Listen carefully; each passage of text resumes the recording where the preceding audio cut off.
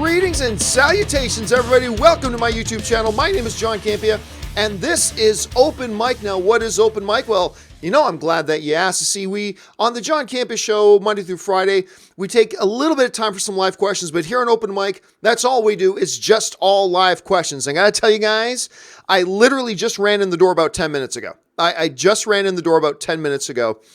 Getting back from going to see Captain Marvel for a second time. I needed to see it a second time because we've got our spoiler discussion tomorrow at 3 p.m. So 3 p.m. Pacific Standard Time, that's Los Angeles time, whatever time that is where you live, you look that up.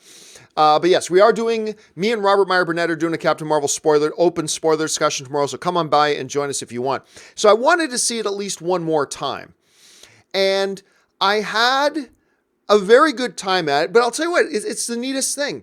The things I enjoyed about Captain Marvel the first time around, I enjoyed even more. And the things that bothered me about Captain Marvel bothered me a little bit more. It's like my entire experience with Captain Marvel was heightened, like the positive and the negative, which still kind of balanced each other out. I still came out having a really good time. Again, crazy how much the audience seemed to like it. I mean, the audience went kind of nuts for it, particularly in the end credits scene, but I'm not going to give that away till tomorrow. But I'll tell you what else happened today. I've noticed this happen now. 3 times I have been in movies where the trailer for the upcoming Dirty Rotten Scoundrels remake, The Hustle, with Anne Hathaway and, what's her name? Oh, I forget the blonde girl from Pitch Perfect. Why am I forgetting her name? Anyway, I've 3 times in theaters I've seen this trailer play in front of audiences. I hate this trailer. All right. I hate the trailer for The Hustle. And I'm all for them doing the movie. I am. But I hate this trailer. But every single time I have seen this trailer play in theater, the crowd laughs hilariously at it. And I don't get it. I don't get it. The trailer does just not work for me. And yet the audiences seem to laugh their heads off when they see it. So, hey, more power to it. Hopefully it turns out to be pretty good. But anyway, we're not here to talk about all that kind of stuff today, guys. We're here to talk about the questions that you guys want to talk about. So let's not waste any more time, and let's jump right to it here. And we're going to start off with DimSum05, who writes, Alita or Captain Marvel? Interesting question, because I like both of these films. And both of them have some weaknesses. Both of them have some strengths. I'm going to lean towards Captain Marvel. Now, at the end of the day, these are both Disney films. Now, you may be going, but John, Alita's a Fox. Well, Fox is pretty much owned by Disney now, so they're both Disney films, whatever. But I will lean towards Captain Marvel, only because, and I like them both. Let's be clear about that. I like both of these movies. They both have pros. They both have cons. I'm going to slightly lean towards Captain Marvel because the cons in Captain Marvel, to me, were not quite as strong as, say, the cons to me for Alita. Like for Alita, some of the weaknesses were some of the dialogue. The love story is terrible. I didn't like the ending. Captain Marvel, some of the stuff was just too dark. Some of the action was a little bit questionable. There's some questionable CGI in it. There's a bit of a pacing problem in the first act of the film. So they both have pros and cons, but I think the cons in Alita bothered me just a little bit more than the cons in Captain Marvel. So I recommend both of these films. I like them both, but I'll lean a little bit more towards Captain Marvel. I'll lean a little bit more towards Captain Marvel, but they're both worth seeing. If you haven't seen either, go see both. All right. Jay Bling writes, it was 2 different Shazam trailers at my Captain Marvel showing, not the same one twice. Still, the audience was befuddled. So Jay Bling was either it was Jay Bling or somebody else was mentioned on the show yesterday that they went to go see Captain Marvel and there were 2 Shazam trailers. I'm like, okay, I've never seen that happen, but was it 2 different trailers for the same movie, or was it just the same movie played twice? Apparently it was 2 different ones. They're really wanting to promote Shazam. I can't wait to see Shazam. I'm so excited. I told you guys, even before Captain Marvel came out, I'm actually more excited for Shazam than I was for Captain Marvel. I'm actually more excited for Shazam. Now, that probably has something to do with the fact that the trailers for Shazam have been so much better, I think, than the trailers for Captain Marvel. because you guys, if you've watched my show, you know I have been underwhelmed by the trailers for Captain Marvel. I think the movie turned out better than the trailers were, but I've been more excited for Shazam than Captain Marvel. I've been excited for this for a long time, and it's good to see them promoting it so much. Okay, Aaron H. writes, I think people who are not in love with Captain Marvel need to keep in perspective that Captain America didn't exactly have the best origin movie either, and yet he became an icon and a fan favorite. Okay, first of all, Aaron, you're not wrong. There are many people who didn't find the first Captain America, the first Avenger, all that great. I'll tell you what, though, I did. I think Captain Marvel, the First Avenger, is the third most underrated comic book movie. The most underrated comic book movie is Man of Steel. The second most underrated comic book movie is the first Thor movie. And to me, Captain Marvel, the First Avenger is an underrated film. I think that film's great. I love that movie. I love that movie. But you're not wrong, Aaron. There are a bunch of people who don't like it all that much. But then, you know, Winter Soldier came out and everybody loved Cap. I mean, Cap's been my favorite MCU character pretty much the whole way through. Captain America's been my favorite. Not my favorite comic book character, mind you, but in the MCU, he's been my favorite character. And I don't think you have to talk yourself. Look, if you watch a movie and you don't like it, you don't like it. You don't need to talk yourself into liking it. You don't have to go, well, you know, because if you're somebody that Captain Marvel didn't work for you, fine. You don't have to go, well, I need to keep in mind that, the movie didn't work for you. It didn't work for you. You don't need to make excuses for it.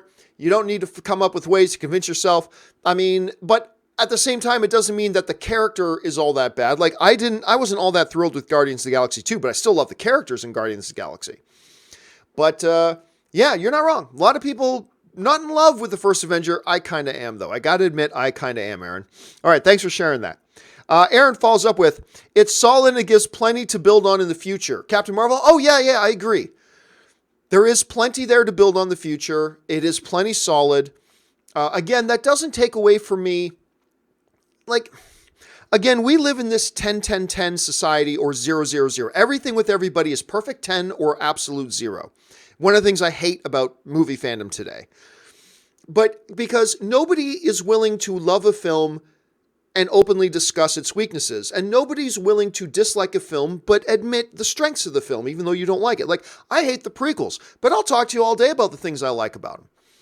I like the Yoda lightsaber fight. I love the Obi-Wan Darth Maul fight. I love the pod race. The visual effects are stunning. I mean, even though I hate the films, I'll talk about the good things. Captain Marvel is a film I quite like very much, but that doesn't mean I have to draw a line in the sand and not talk about, there are things that didn't work with it. Pacing problems in the first half of the film, some questionable CGI. For some reason, the film is shot very dark in some places. In some places, it's shot very dark. In the first act of the film, too, there's a couple of action sequences that it's just like rapid cutting, like epileptic monkey is shooting this thing, and it's hard to follow the action. Then there's some action sequences that are great, but I just think film fandom would become a better place if everybody would be willing to talk about the things that are good in the movies they don't like and talk about the things that aren't so good in the films that they do like. And I think it just becomes, if we get less and less of this 0 or 10 and nothing in between kind of society, it'd be better. But you are right. This is a film that lays a lot of groundwork.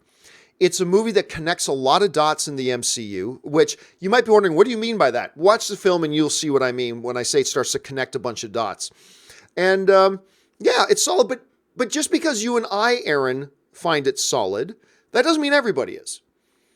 You know, there are going to be people who go into Captain Marvel who are just going in to hopefully enjoy a movie, and it just hits them in a certain way that it doesn't work for them. And there's nothing wrong with that. That's being a movie fan. But I agree with you. I found it quite solid and lays a lot of good groundwork. All right. Dirk Diggler writes, I enjoyed Captain Marvel, and I hope we get to see Captain Marvel rip Thanos a good one. I enjoyed that too. I am very curious to see what they do with Captain Marvel in Endgame.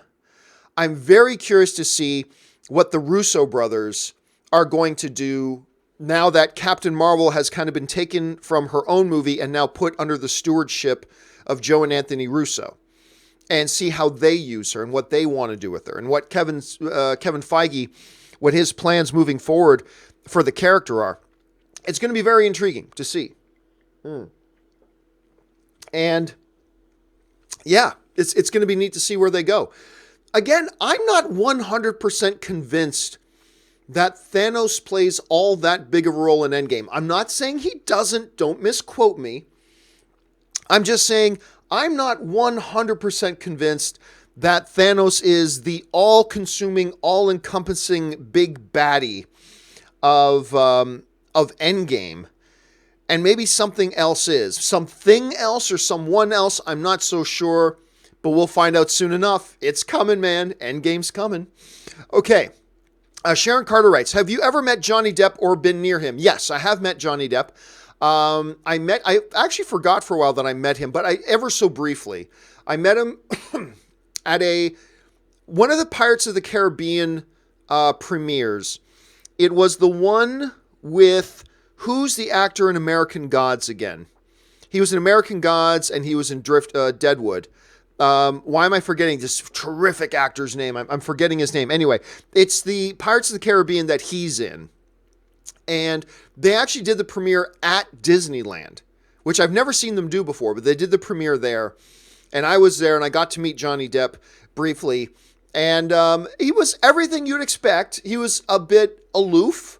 And I don't mean that in a negative way. I'm just saying, there are some people I've met and there are some celebrities that I meet who just are super engaging and super nice.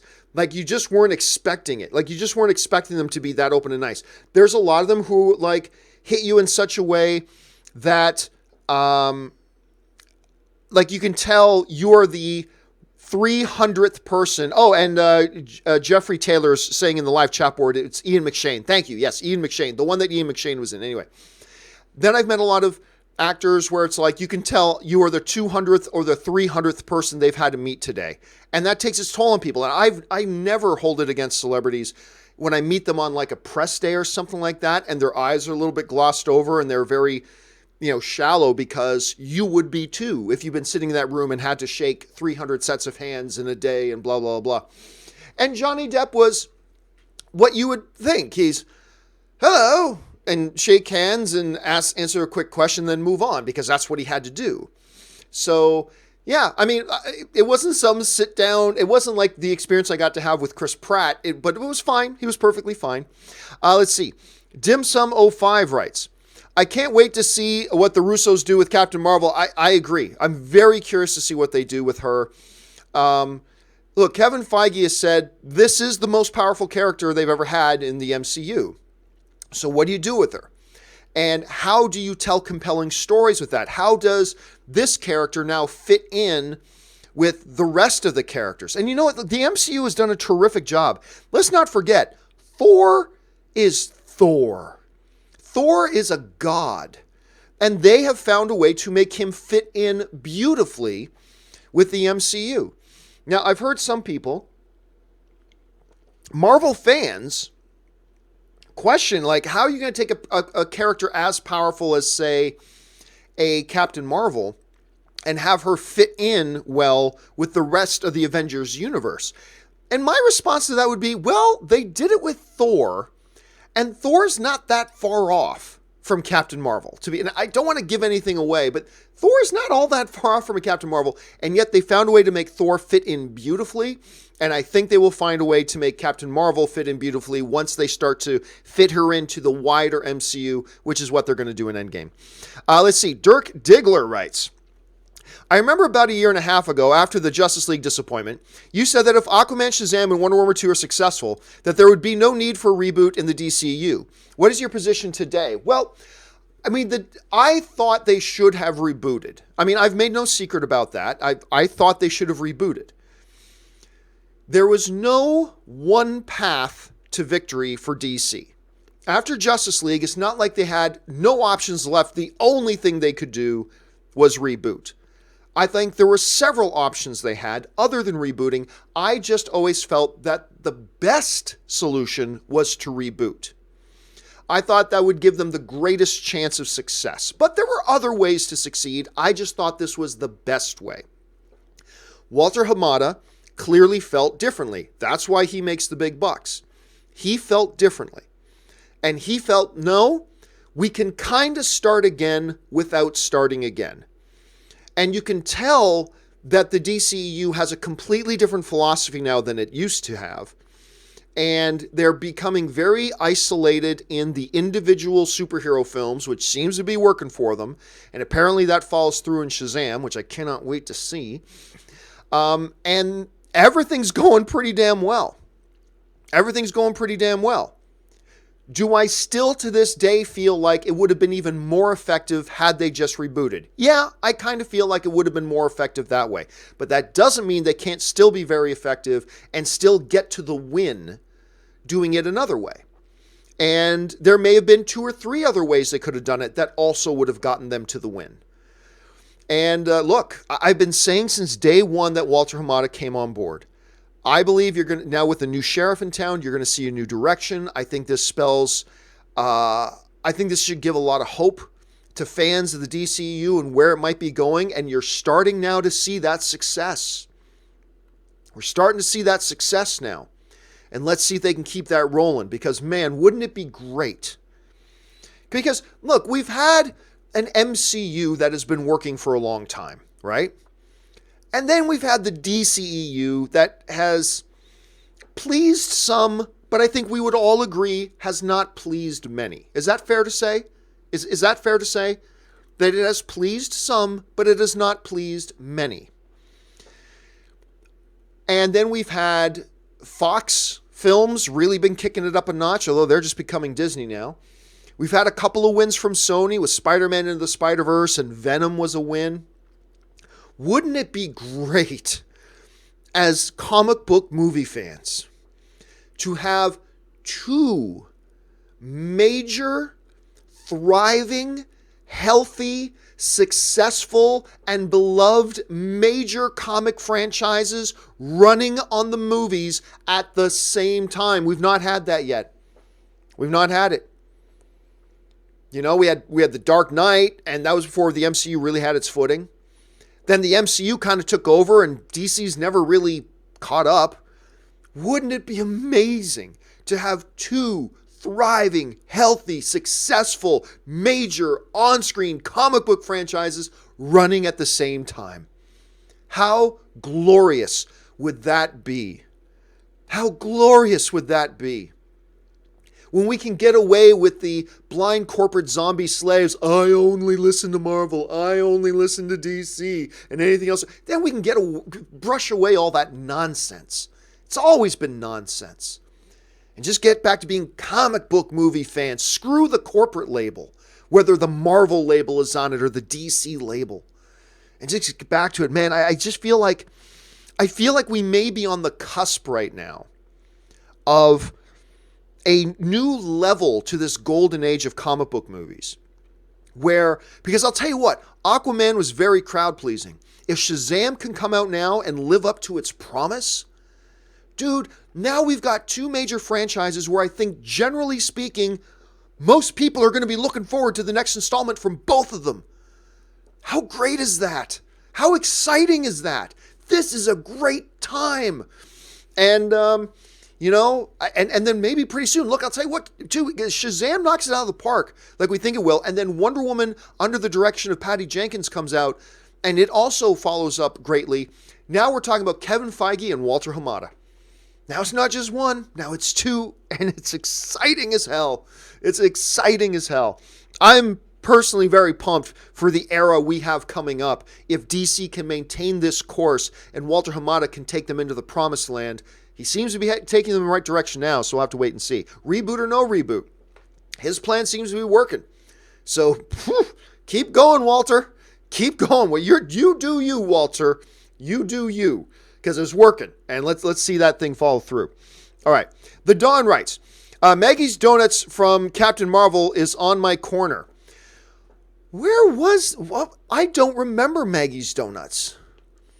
Nick, I remember the bar, and I'm not going to go into details or give anything away. Don't worry, guys. I'm not going to spoil anything. But I don't remember the donut shop. Where'd the donut shop happen? I don't remember. You got me stumped on that one, Don. ZOMG Ruler writes, what's going on with Captain Marvel's audience score? Well, I don't know. I mean, look, there was an organized, we've all known this, an organized, coordinated troll attack on the score because there were more votes on, I was reading this on the Hollywood Reporter, there were more votes cast on the Captain Marvel Rotten Tomatoes audience score in one day than all the votes that were registered for Avengers Infinity War. Coordinated troll attack, anybody? Obviously. And by the way, some of them used a bot to do it, and Rotten Tomatoes identified all the fake ones and removed like 50,000 of them because they were all faked. And they took them out. Anyway, the evidence is overwhelming that there's these coordinated bomb attacks and whatever. So, look, I have told you guys from day one. I've been telling you guys this for years. Ignore IMDb audience scores and ignore Rotten Tomato audience scores. Ignore them.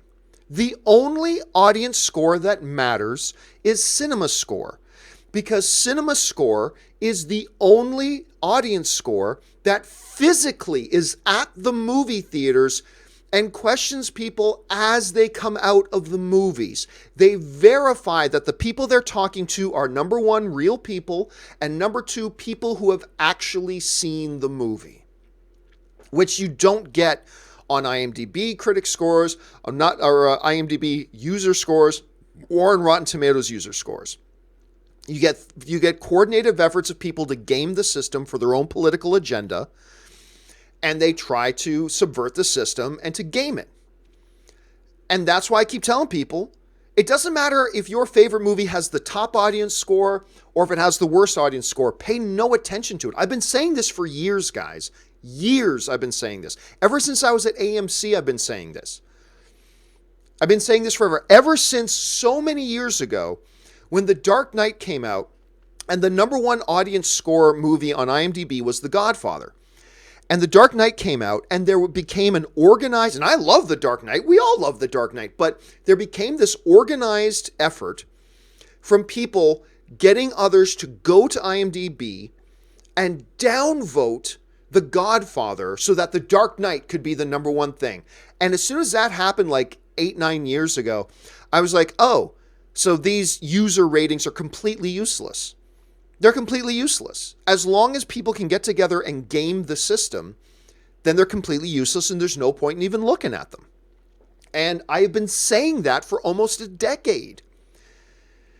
And look, Cinema Score isn't the be-all, end-all either, but it's the only one you can actually look at with any verifiable reliability because it's the only one that verifies it's talking to real people who actually saw the movie. Doesn't that take precedence over some random thing where anonymously you can sign in as many times as you want and say you saw a movie that you never saw? Like, doesn't that trump that? Doesn't that take precedence over that? Isn't that more important? I would suggest it is. And that's why I say, who cares? Who cares? Ignore it. There's only one audience score, and that's Cinema Score. And that comes out Monday, I think. And by the way, I don't think Captain Marvel Cinema Score is going to be like A+ either. I'm expecting a B+. I'm expecting a B+ Cinema Score for people coming out of Captain Marvel, but we'll have to wait and see. Okay.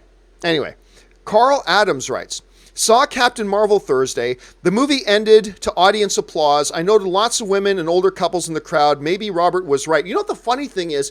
The Hollywood Reporter, it was Deadline. There was an article in Deadline I was reading that said 61% of the audience that went to go see Captain Marvel on Thursday were men.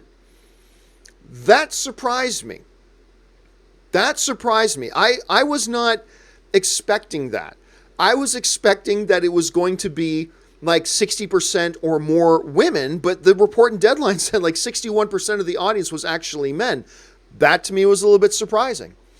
I was in a screening this morning, a 10 a.m. screening. It was packed. I was going to have Ann go with me. She's already seen it twice, though. She saw it yesterday again. I didn't. This was going to be my second screening. I was going to take her with me, but when I got on the site yesterday to get this 10 a.m. screening, there was literally one chair left in the theater. And I'm like, click, and I grabbed it with my AMC A-list. And so I went to go see it without her today. But I'm somebody who I have no problem going to the movies alone. I love going to movies alone. It's perfectly good. But I wanted to go see him, but I had to see it again before we do our spoiler review and our spoiler discussion of it. But yeah, I mean, today there were families, there were people with kids, there were groups of girls. So there's one particular group sat in about a couple of rows in front of me, 4 girls, all came out together to come watch Captain Marvel. And yeah, there was a lot of enthusiasm for it. All right. Dark Sith writes, saw Captain Marvel with my sister and niece. We loved it. My niece wants Captain Marvel everything now. Can't wait for Endgame. One of the things I said, Dark Sith, going into it, I said, here's the thing. You don't have to see Captain Marvel in order to watch Endgame. There are some fans that have been a little bit worried. It's like, oh, wait, for me to understand what's happening in Endgame, do I have to go see Captain Marvel? And I've been telling people, no, you don't. You don't have to see Captain Marvel to be able to go and watch Endgame. But if you watch Captain Marvel, I can't tell you why, but it will get you more hyped for Endgame. You will become even more excited. And Dark Sith, it sounds like you know exactly what it is I'm talking about, right? So you and I come out even more pumped for Endgame, which is great because it's all part of the same big, long play. But yeah, I can see a lot of little girls. One of the great things about Wonder Woman was seeing how many little girls became inspired. When you see pictures of these little girls now wanting to dress up as Wonder Woman and getting into comic book movies and like seeing strong female role models for themselves on screen that aren't necessarily Disney princesses. That was great. And I think you're going to see this October, you're going to see a lot of little girls dressed as Captain Marvel. I think you're going to see a lot of little girls dressed as Captain Marvel. And that's one of the great auxiliary benefits of a movie like this, I think. All right, Taki75 writes, 160 million, the tears of the incel losers are delicious. Well, let's hold our horses on that so far. They're right now projecting 160 as a result of Thursday's and Friday's box office, which, by the way, annihilates my prediction of 90 to 100 million. Because I thought 90 to 100 million for Captain Marvel because it is a first-time superhero who's never been on screen before being introduced in her first standalone movie. The same way Ant-Man made his first appearance, the same way Doctor Strange made his first appearance. So I was thinking on the top end, we would get, 90 to 100 million. Nothing too outrageous because the other films with first-time heroes making it out and got all that huge. But I was clearly short. on that. I thought it would be a success at 90 to 100. Now they're saying this thing is going to come in 150 to 160, which is crazy huge. I never thought it would get that much. It tells us a couple of things. The trolls lost. The trolls who wanted Captain Marvel to fail because of their own inbred insecurities and their own inbred agendas and their own lies about twisting meanings, saying things that Brie Larson never said, ascribing meanings to the things she said that she never said, all this BS, and they tried so hard to turn the majority of people against this movie. They failed. They failed spectacularly. Now, that doesn't mean everybody needs to love this movie. They're not. There's going to be a lot of people go see this movie just in its own merits and aren't going to like it. That's part of being a film fan. Nothing wrong with that. But what the trolls failed to do is they failed to turn people against this movie before it even came out. They failed to get people to avoid this film. They failed to turn the majority of people against Brie Larson. They failed. Why? Because common sense, given enough time, common sense prevails over nonsense. And that's what we got. Now, again, that's not to say you need to like Captain Marvel. You may go see it and you may not like it, but that's fair. That's part of being a film fan. At least you're going to watch the movie and you're going to decide whether you like it or not based simply on the merits of the movie. That's all you need to do. That means some people are going to love it. Some of us, like me, are going to like it quite a bit, but don't love it. There's some people that are going to be, meh, it's okay. There's going to be some people that are like, it's not awful, but I didn't particularly love it. And there's going to be people who go, man, I hated that movie. The thing is that everybody's going to reach those conclusions based on going to the movie and just responding to it as a film fan. The Trolls failed. I mean, my God, I thought they failed if it made 90 to 100 million. If this thing makes 140 million opening weekend, if this thing makes 145 opening weekend, if this thing makes 150, or as some places are very, let's say optimistically projecting 160, oh my God, their failure is spectacular. Their failure is spectacular. And it is fun to see. It's fun to see. But again, that doesn't mean people have to like the movie. It doesn't mean you're going to like the movie.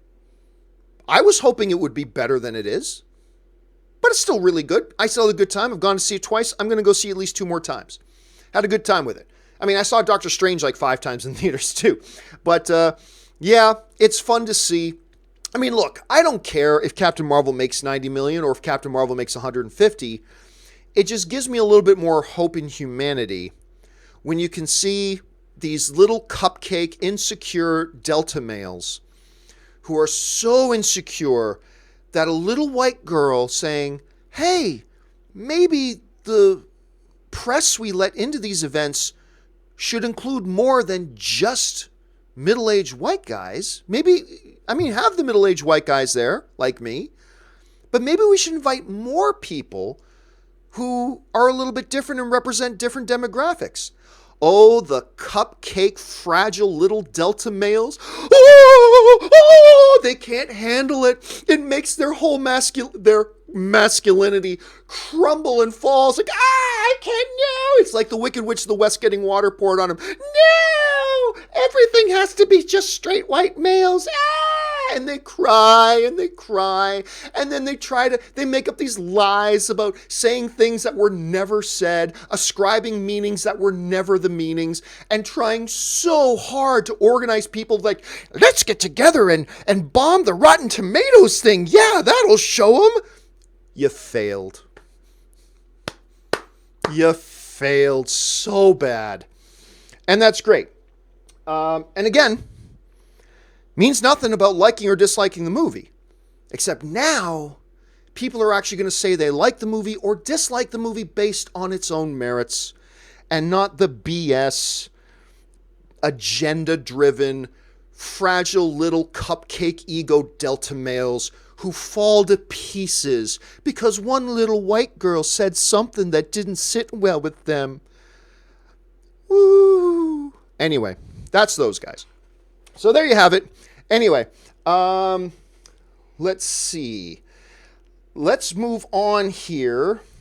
Sorry, my friend's trying to text me. I just got to let them know another time. Okay, let's go on here. Where are we at here? ZOMG Ruler Rots. Would it be safe to refer to Captain Marvel as a divisive film? Not at almost 80%. It's not divisive. I mean, look. Because there are a few people out there who aren't going to like the film, but that's every film. There are people who don't like Ant-Man, but Ant-Man's not a divisive film. There are a bunch of people who don't like Aquaman. Aquaman's not a divisive film. A divisive film, like I say, if half the people didn't like Aquaman and half the people did, that's a divisive film. Half the people like The Last Jedi, half the people hate it. That's a divisive film. The majority of the people clearly like this. Now, again, we'll wait and see what happens when the cinema score comes out. And I can only speak from the experiences I've had. The experiences I've had is, the majority of what I'm hearing from people is that they like the film.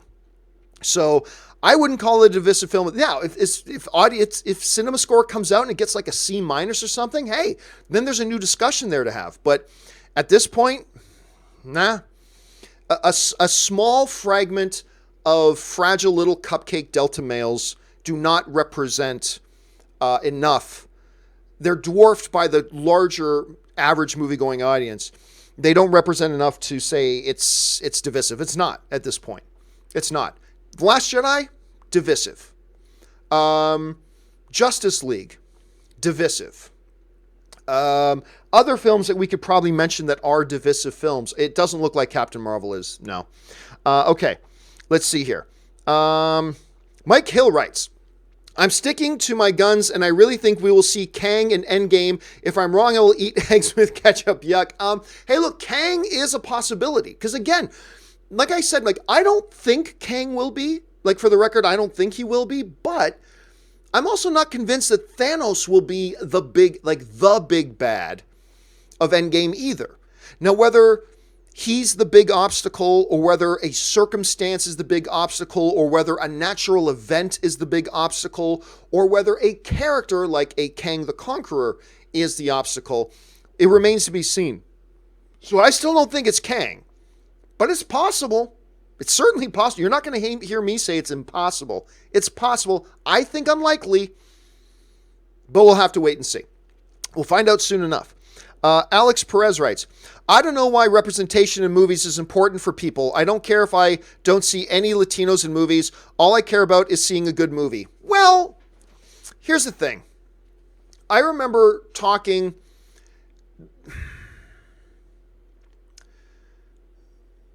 I shared this one email once when Black Panther was coming out. And you guys might remember I shared this email that this woman sent to me. And it was an African-American woman who had kids. And I'll never do justice trying to paraphrase what it was she said, but the underlying message of it was seeing her kids glow, seeing a hero on screen that they could actually more identify with. And I think some people take that for granted. And look, the very, very small example of that, in a very, very minor kind of offset kind of a way, the best way I know how to describe it is, look, as an Italian, I remember, like, I'm a big UFC fan. I've trained with, for years and all that kind of stuff. And I used to train over at Randy Couture's, who was the former UFC heavyweight champion, light heavyweight champion. But I've just been a massive fan of MMA and UFC ever since I saw Royce Gracie for the first time in UFC 2. But never see Italians in there. And I'll never forget the first time I saw, I'm trying to remember the fighter's name now, Alicio, and I'm forgetting his last name. But they called him the Legionnaire, right? And he had these big, like, Italian tats on him and stuff like this, big Roman kind of tats on him. And I remember, and I'm not saying you should feel the same way, not at all. I'm just telling you my experience. That's all I'm sharing. I'm just sharing my experience. Yours may be different. But I remember he got in the ring, and I remember sitting up a little more straight, like, because for the first time, I was seeing an Italian in the ring, in the octagon. And there was something about that was very special to me. And the illustration I made was, all I can imagine then is if I had that sort of emotional response to just seeing a dude who's a Caucasian white dude like me, like so many others that I see in so many different fields. But the fact just that he's Italian, if that made me kind of puff my chest out a bit and hold my head a little higher and be more invested in this fight and feeling kind of proud, even though I was not him, I was not in the UFC octagon, but if in such an extreme example of that, if I can have that feeling, then I can only imagine what that woman who wrote to me in the email that I shared in my show so long ago, last year, what she felt as a mother, seeing her kids glowing at the idea that for the first time they were seeing a Marvel comic book movie being led by somebody that they could more identify with. Now, that doesn't mean everybody's going to feel that way, and it doesn't necessarily mean everybody should feel that way. But it's important that we understand that a lot of people do feel that way. Whether we feel that way or not is besides the point. The thing we have to understand is that there are a lot of people who do feel that way.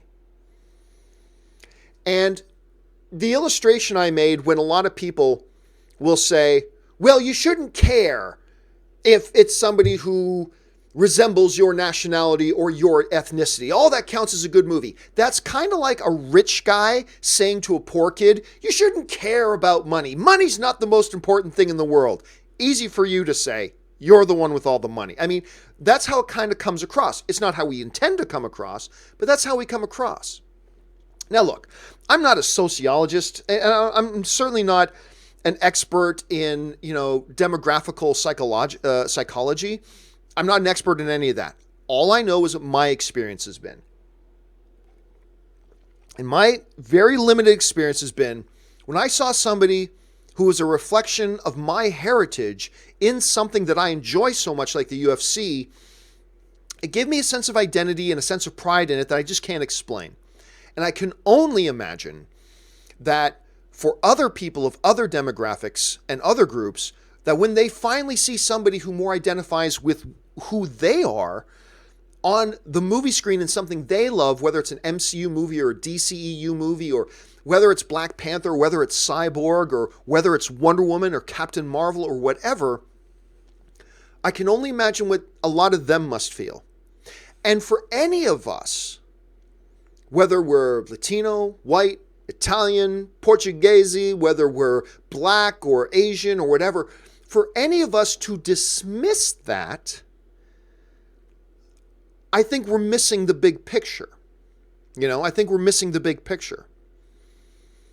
And again, I wish I had that email here, but you guys can go back and find the show, but it's kind of powerful. It's kind of powerful. And I'm thrilled to be living in this kind of an age right now where we're getting audiences invested in these kinds of movies in levels and in ways that we haven't done before.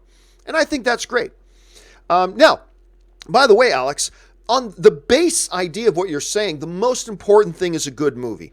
Absolutely. Like we had a movie recently with Taraji P. Henson called Good Mary, right? That was out last year. Female, kind of a John Wick-ish, Black female-led action film. Yay! Except the movie sucked. So it doesn't mean anything unless what you're pointing out, which is very accurate. You got to start with a good movie, because you can have a movie where you're trying to have more representation, all that kind of stuff, and that's good. But it doesn't replace making a good movie. Look at Wrinkle in Time. Strong female, African-American representation, great, being directed by Ava DuVernay, all that kind of stuff. Great! Except the movie wasn't good. And having representation and having those things are great, but you still, like you're saying, Alex, you gotta start with a good movie first. Make the good movie, and then the inclusion and the representation, then it means something. Having inclusion and representation, taking all those other strides forwards, does not magically wave a wand and turn a bad movie like Proud Mary, not Good Mary, Proud Mary, like take a bad movie and magically turn it into a good movie. It doesn't magically make Proud Mary a good movie, because it's not. It doesn't magically make A Wrinkle in Time into a good movie, because it's not. I mean, you may think they are, and that's great. It's all subjective, but from my point of view, they're not. But if you can do both, it doesn't have to be either or, it can be both and. You can make a good movie and do it in such a way that you're also including inclusion, having some more diversification, having more representation.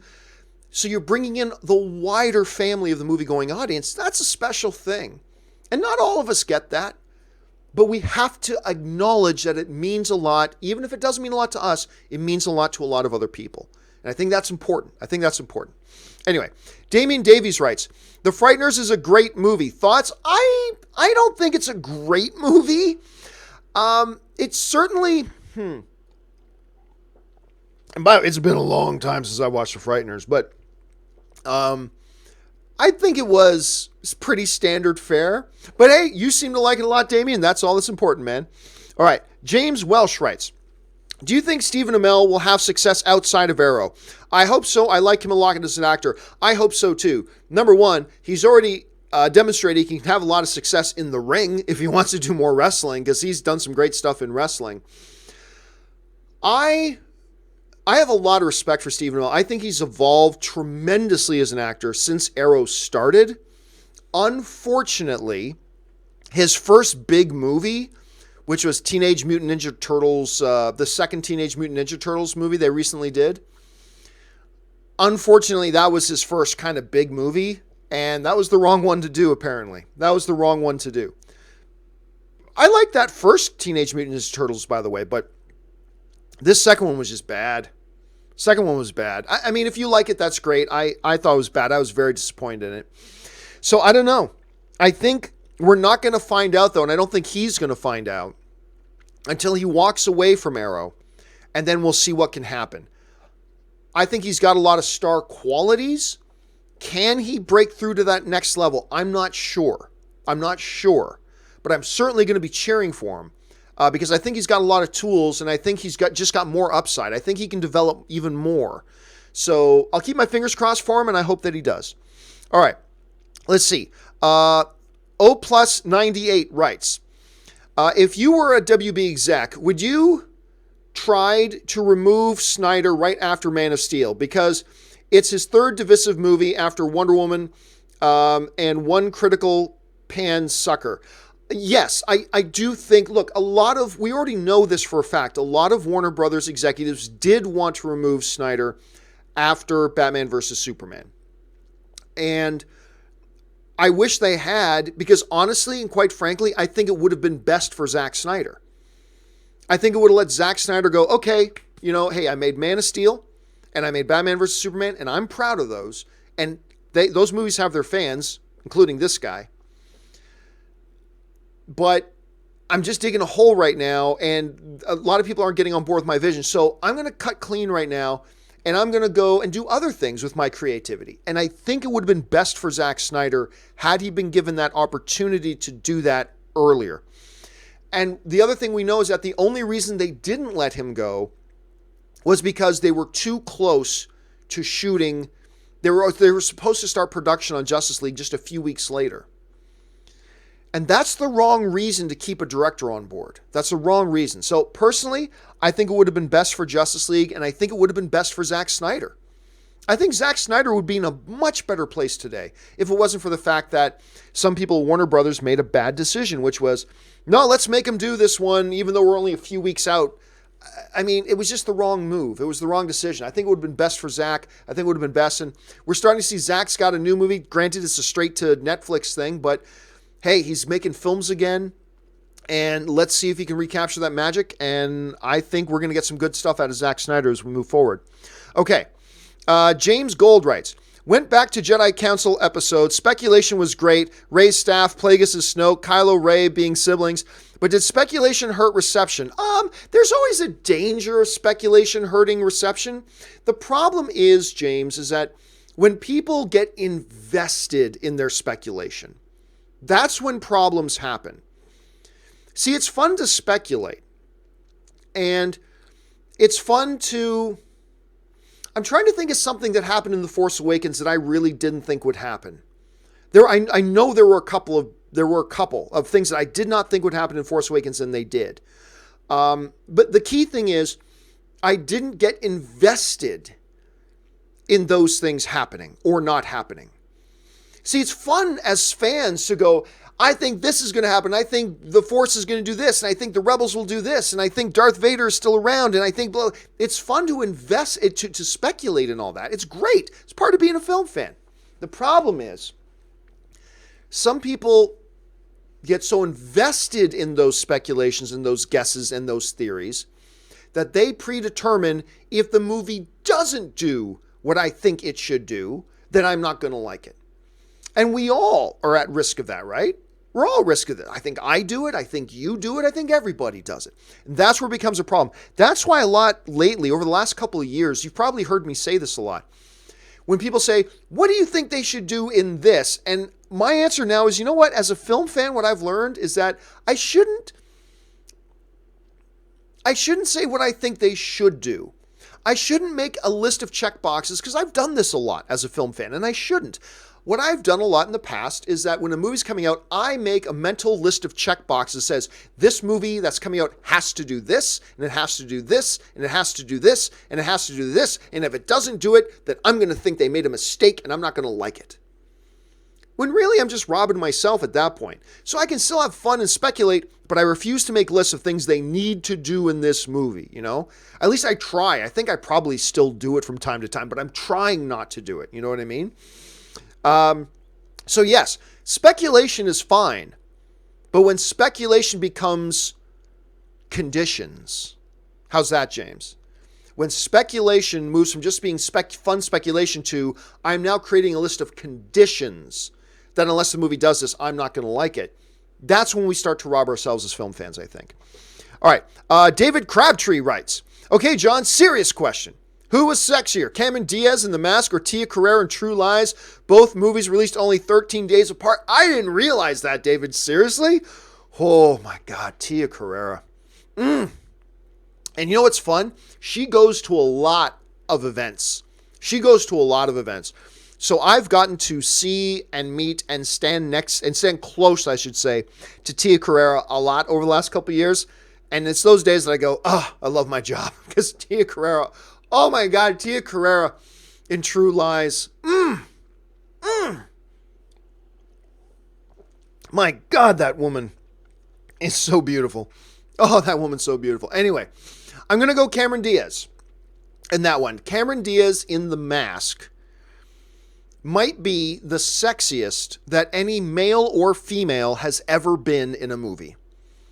I'm not saying The Mask is the greatest movie of all time. I'm not saying Cameron Diaz is the greatest actress of all time. I'm simply saying, for my money, I don't think any man, woman, or child, I shouldn't include children, that's not sexy. Any man or woman has ever looked as drop dead sexy as Cameron Diaz did in The Mask. And all due respect to Tia Carrere in True Lies, because, oh my gosh, she was beautiful. But yeah, I'm going to go Cameron Diaz on that one. Degato1 writes, US premiered at, premiered at South by Southwest last night, and everyone is loving it. Can't wait to watch it. Me too, man. Me too. I'll tell you what, I haven't gone to South by Southwest in a number of years, and I remember I planned on not going this year again, but I thought about it once I found out that Us was going to be showing there. When I found out that Us was going to be showing at South by Southwest, I have to admit I kind of wondered if maybe I should go anyway. You know what I'm saying? Because I'm dying to see this. But yes, I'm hearing that the early word of mouth is really, really strong on it. People are very excited about it. I can't wait to see what Jordan Peele's got in store for us. Dark Sith writes, I love your channel, only film pundit show I follow, even though I don't always agree on a lot of stuff. Keep bringing the filthy, hashtag ketchup on eggs. Well, I mean, that's the great thing, Dark Sith. That's the thing. I don't want you to agree with me all the time. You know, I say this all the time. It is not my job to either say things you agree with, nor is it my job to convince you to agree with me. That's not my job. Nor do I just want people to watch my show who just agree with me. Where's the fun in that? My job as a film pundit, and I think what all of our jobs as film fans should be is this. My job as a film pundit is this. To tell you what my opinion is and explain my opinion in such a way that it does not convince you to agree with me, but hopefully I explain my opinion in such a way that it sharpens your perception and your ideas of why you agree with me, or equally as good, why you disagree with me. Because if I can give my argument about why I don't like Wrinkle in Time, and if I can sit there and explain my opinion and why I feel that way, and you love A Wrinkle in Time, but if I explain why I dislike in such a way that it helps you sharpen why you disagree with me, then I've done my job. I've done my job. I don't want to just talk movies, even amongst my friends. I just want to talk with movies with people who just agree with me. There's the fun in that. I mean, yes, sometimes we agree, great. But where's the fun in that? It's when we disagree that we can get different perspectives from each other. I don't need people to agree with me. I don't want everybody to agree with me. I just want everybody to be a film fan.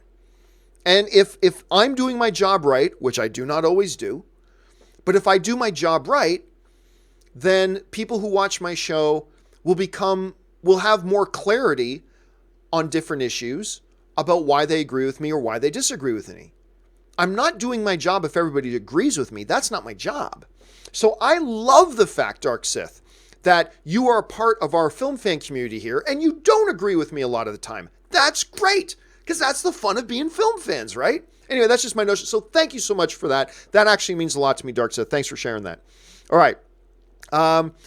Big Four Dam and Alfie Gamer writes, "Hey Gio, loved Captain Marvel. It was on par with Thor Ragnarok and better than Black Panther in my opinion.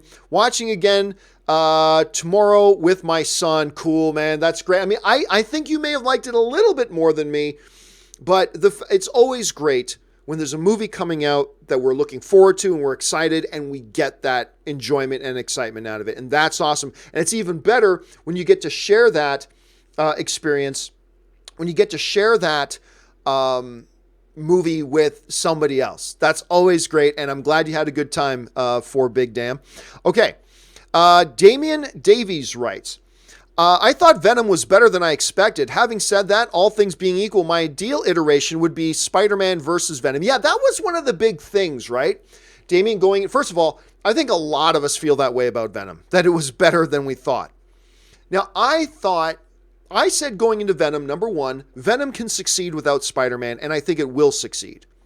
However, I thought success was $500 million.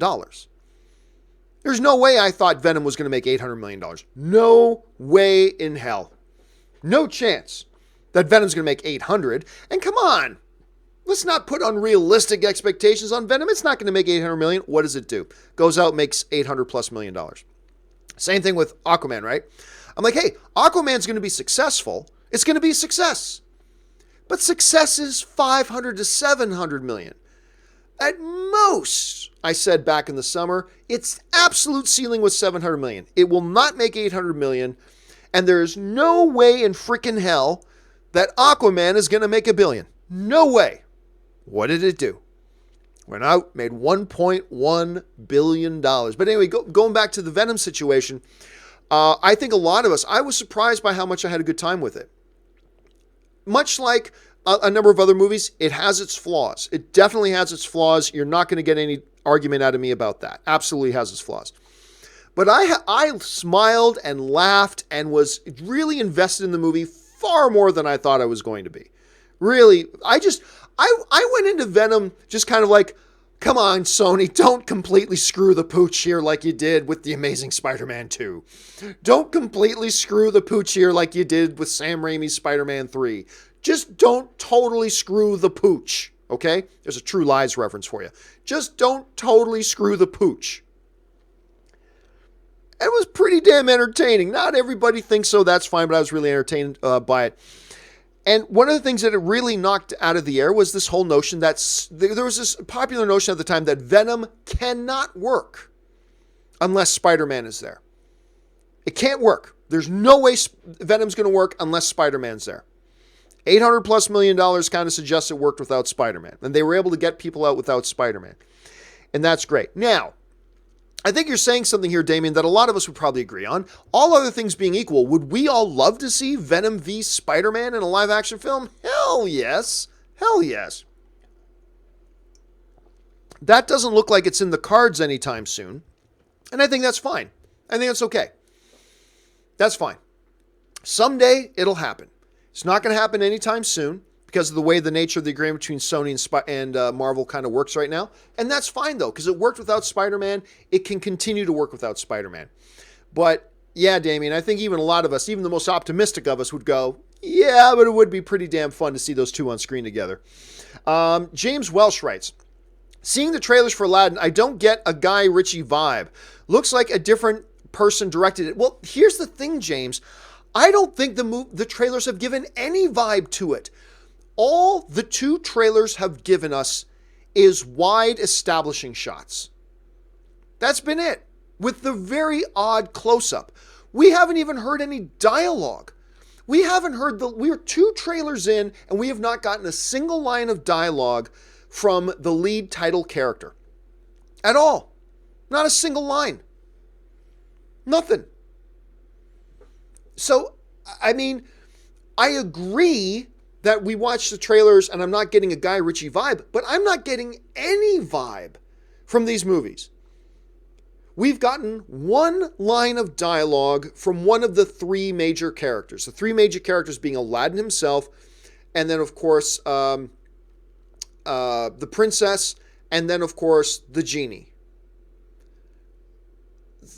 And we've gotten one line of dialogue. How are we supposed to get a sense of the feel of this film when we're not hearing anything? We're just seeing these wide, good looking, granted, but these just wide establishing shots. Look, a wide establishing shot of the desert. Look, a wide establishing shot of a city. Look, a wide establishing shot of a parade going on. Look, a wide establishing shot of a cave. How are we supposed to get any sense of what this movie's going to feel like? And they give us one line from the genie. It doesn't not just feel like a Guy Ritchie movie. It doesn't feel like anybody's movie right now. They need to pick up their game with their marketing, because I'm starting to feel that Disney is just straight up hiding this film. What else am I as a film fan supposed to think? We're getting close to its release date. You've put out 2 spots, nothing but wide establishing shots, no dialogue from the main actors other than one line from the genie. I am starting to feel like Disney is just straight up hiding this film, because I'm starting to feel they're not confident in this movie. Now, maybe the movie's great. Maybe it's awesome. Maybe it's the best film of the year. But as a film fan, they're giving me no reason right now to feel anything other than trepidation and feel like they're hiding it. Don't you guys feel that a little bit? We're getting close to the release date. They've put out 2 trailers, no lines of dialogue, nothing that gives us a sense of the movie or the feel of the movie whatsoever. Doesn't it feel like they're hiding this movie a little bit? I feel that way. Hopefully I'm wrong, but I mean, that's all they're giving us to go on right now. So here's hoping I'm completely wrong about that. Let's see. Farlow126 writes, people forget that not only was Kylo dying, but had a chance to kill Rey when he backed her up to the cliff. He wanted to team up instead. Well, I mean, that's true. So that's a follow-up. Somebody asked the other day about, the Kylo and Rey fight in The Force Awakens. And what's got to be pointed out to people is that what people always forget about is, like, how can Rey fight Kylo when, granted, she's been fighting her whole life to survive in melee combat, but he is adept in the ways of the dark side of the Force. And one of the things I point out was, don't forget, he was dying. He had been shot, not just with an average blaster, he was shot with Chewbacca's bowcaster, which we had seen blow stormtroopers halfway across the woods, right? He got shot, leaving blood trails where he goes, and he was dying. And that was the nature in which, and he still had her at a point that he could have killed her like that. But he wanted to try to turn her. So at the end, did Rey come out on top? Yes, but that's only because Kylo at one point chose to not kill her. He could have killed her, despite the fact that he had already fought Finn, despite the fact that he had just killed his own father, despite the fact that he was dying from a bowcaster blaster to his abdomen. Despite all of that, he still beat Rey and could have killed her like that, and instead tried to turn her, which is what people in the dark side of the Force tend to try to do. They try to turn people to make their side more powerful. Affording her that chance gave her the opportunity to come back, but remember, he had won that fight. And I think there's a lot of circumstances people conveniently forget about that fight between Kylo and Rey in The Force Awakens. Anyway, Alan Gonzalez writes, how about the dusted don't come back in Endgame? Well, we already know that they do in one form or the other, right? I mean, Spider-Man Far From Home doesn't start with Peter Parker coming back to life. That's going to happen in Endgame. One way or the other. And we already know that Tom Holland is in Endgame. So we already know that's going to happen. We already know that Benedict Cumberbatch is in Endgame. So that only happens if he comes back to life. And we already know they've already hired the director and they're already in pre-production on Doctor Strange 2. So we know he comes back. So yeah, they are going to come back. It would have been interesting if they tried something different, but we already know this is what's going to happen. So they are definitely coming back one way or the other. Whether it's a unsnapping or whether it's an alternate realitying the whole thing up or whatever, whether Doc Brown shows up in the DeLorean and says, Captain America, you have to come with me. It's your kids. And Captain America gets in the DeLorean and he goes back and he resets the whole timeline where none of the dusted characters dusted. Whatever. One way or the other, these characters are all coming back. And they're all coming back in Endgame. All right. Zaya writes, do you believe acting can be truly acting even if you're not an actor? For example, Yalitza Aparicio in Roma. Yeah, I mean, a good example of that is, what's the name of the actress from Precious? I'm forgetting the name of the actress from Precious, who was nominated for an Academy Award. She might have even won the Academy Award. I can't remember. There are some people who are just really naturally gifted. And you put those people in the hands of just the right director. In this case, an Alfonso Cuarón, right? You take an actress who's got a lot of natural talent, and you put her or him into the hands of a truly great director. Then special things can happen. Special things can happen. Eddie Murphy got an Academy Award nomination. You know? The girl from Precious is a good example of that. There are people who work their asses off to get really good, and there are people who just kind of are born with it in such a way that it comes very naturally to them. Now look, I'm not an actor. Clearly, I haven't got an ounce of acting talent in me. None at all. None at all. So I'm not the right person to tell you how an actor becomes a good actor. I can, as a film fan, as a film pundit, I can watch a screen and tell you if I think somebody did a good job or not, but I can't tell you how somebody becomes a good actor. But I think we've seen examples that, yeah, some people just have it, man. Some people just have it. All right. Orange Hand writes, best actor, John Boyega, Adam Driver, Oscar Isaac, Donald Gleason. Right now I'm going to lean towards Adam Driver. I'm going to lean towards Adam Driver only because, hot damn, that guy was good in BlacKkKlansman. Now look, we've seen Oscar Isaac give some tremendous performances. We've seen Donald Gleason give stupid good performance. We saw Oscar Isaac and Donald Gleason together giving damn great performances in Ex Machina. John Boyega, his performance in Detroit was insanely good. All great. I'm going to give the edge to Adam Driver. All right. Raymond Verada writes, R.I.P. Yeah, I heard about this, man. R.I.P. Jan Michael Vincent, a.k.a. Stringfellow Hawk from the show Airwolf. I talk about Airwolf a lot. And apparently, so the star of Airwolf died. Apparently, he died all the way back on February 10th, and we just found out about it yesterday. I loved Airwolf. And I still, to this day, think it's the greatest opening music to a show. I think it's the greatest opening music to a television show. Not necessarily, remember, it didn't have a theme song, it just had theme music. I think there's a difference between theme songs on TV shows and TV shows just have theme music. Like Knight Rider was just theme music. A-Team was theme music. Family Ties had a theme song, right? So they're different. But Airwolf, man, that opening theme to Airwolf.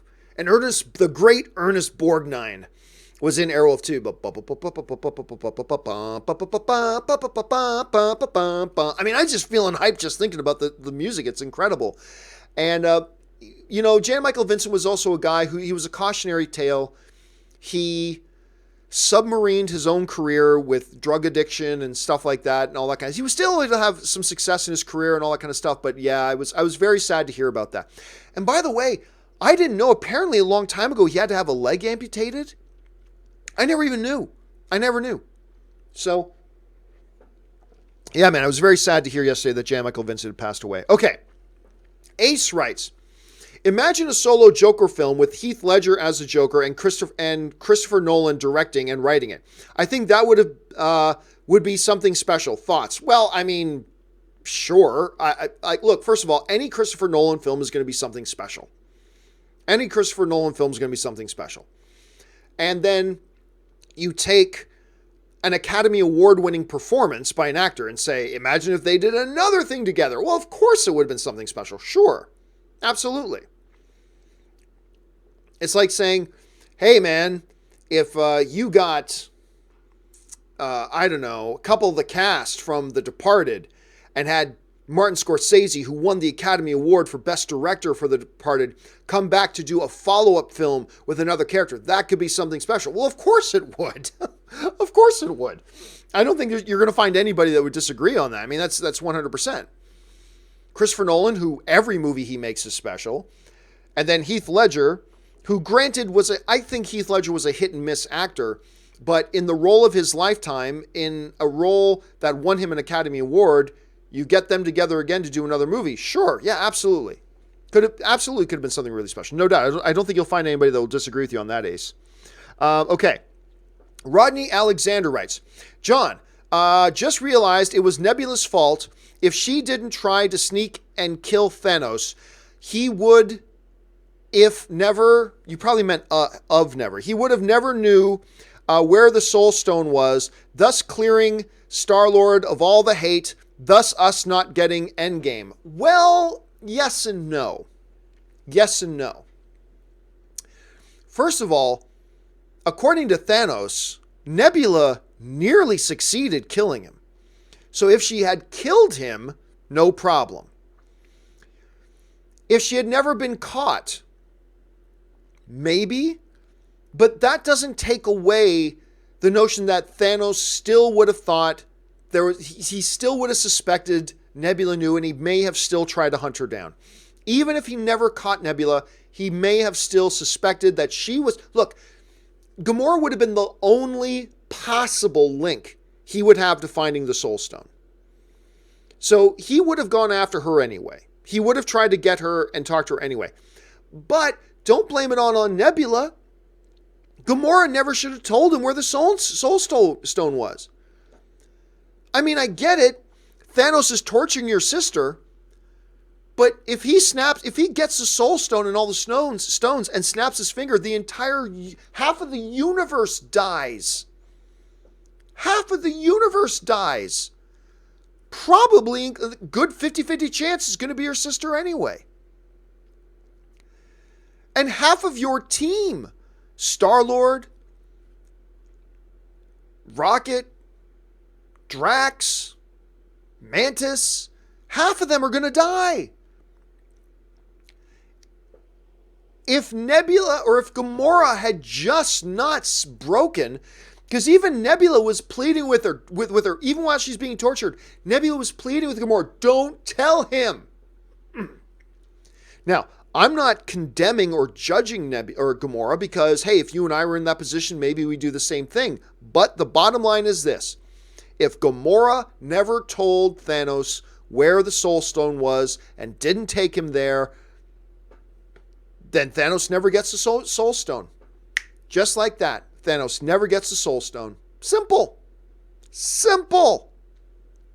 So if you're going to blame anybody, blame it on Gamora. If you're going to blame anybody, blame it on Gamora. So that's the way I kind of see it. Anyway, Rodney follows it up with, thank God I was Captain Marvel. I think you meant I saw Captain Marvel when I did. Someone has the end credits scene on YouTube. Whether you like the movie or not, it's all about supporting at the end of the day, not pirating or getting likes. Yeah, look, Rodney, I have spoken at length about what I feel about people spreading spoilers and pirating stuff, and it's not cool. They think they're cool and whatever, but it's not cool. It's not cool, and that is, a lot of people are probably going to have that ruined for them now, and that's unfortunate because the post-credit scene is supposed to be a big surprise for people. It's supposed to be a big surprise for people, and yeah, man, it's just really a shame that happened. Really a shame that happened. Let's see.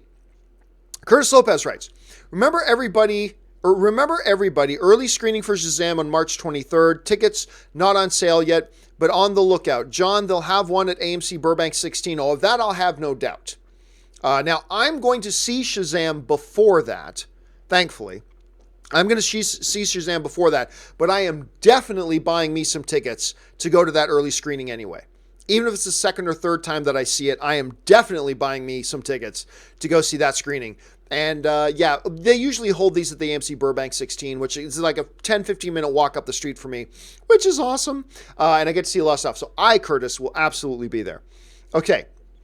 Suthius85 writes, "Hey, Mr. C, have you heard of the apparent sequel to Dude, Where's My Car? I believe it's titled Dude, Where's My Toe? Produced by..." Oh, okay, yeah. What was that from? I was talking about that the other day. What was I talking about? Where I said something about oh, that's right.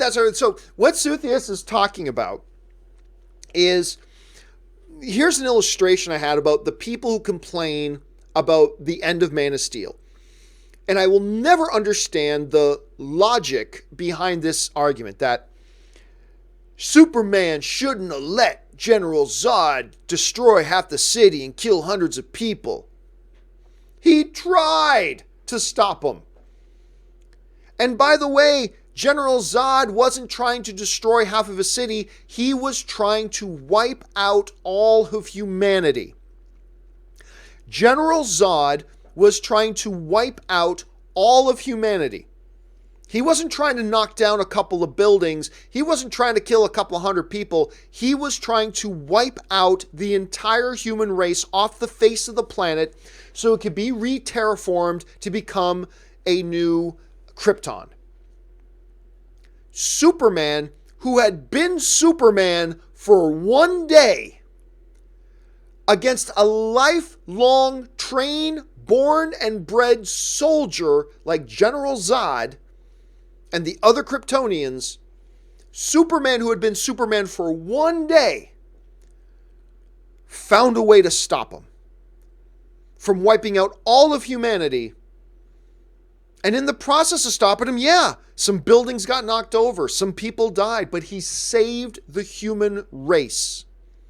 Well, Superman shouldn't let anybody die. He was Superman for one freaking day. Anyway, the illustration I make of that, the comparison I draw is this. I'm trapped in a burning building that's going to fall down and I'm going to die. And some hero rushes in, does everything he can to save me, and he gets me out alive. Now, in the process, though, a wall falls down, and just as this hero is getting me out, it hits my foot, and I lose a toe. I lost a toe, but my life was saved. The people who complain about Superman not being able to save the world without any consequences at all, to me is like me getting my life saved by a hero out of a burning building and then going, "What the hell, man? I lost a toe. How dare you let me lose a toe?" And meanwhile, the guy's like, "Dude, I just ran in there and saved your life." "Yeah, but I lost a toe. You should have got me out and saved my life without me losing my toe." That's what I kind of compare that. I just think it's a ridiculous argument. I just think it's a ridiculous argument. Now, some of you may feel that way, and that's cool. I'm just expressing to you why I find the argument a little bit ridiculous. That Superman, I mean, shouldn't we be talking about that Superman saved the world and saved humanity from getting extinct? Well, Superman shouldn't let anybody die in the process. He was fighting an army of Kryptonians who were military. And he's been Superman for a day. Anyway, that's where that thing from Suthius comes from. Thanks, Suthius. All right. Ryan Lohner writes, "My dear Mr. Forsyth, it is my great pleasure to inform you that you are in fact correct. The slave fortress in Sierra Leone does not exist."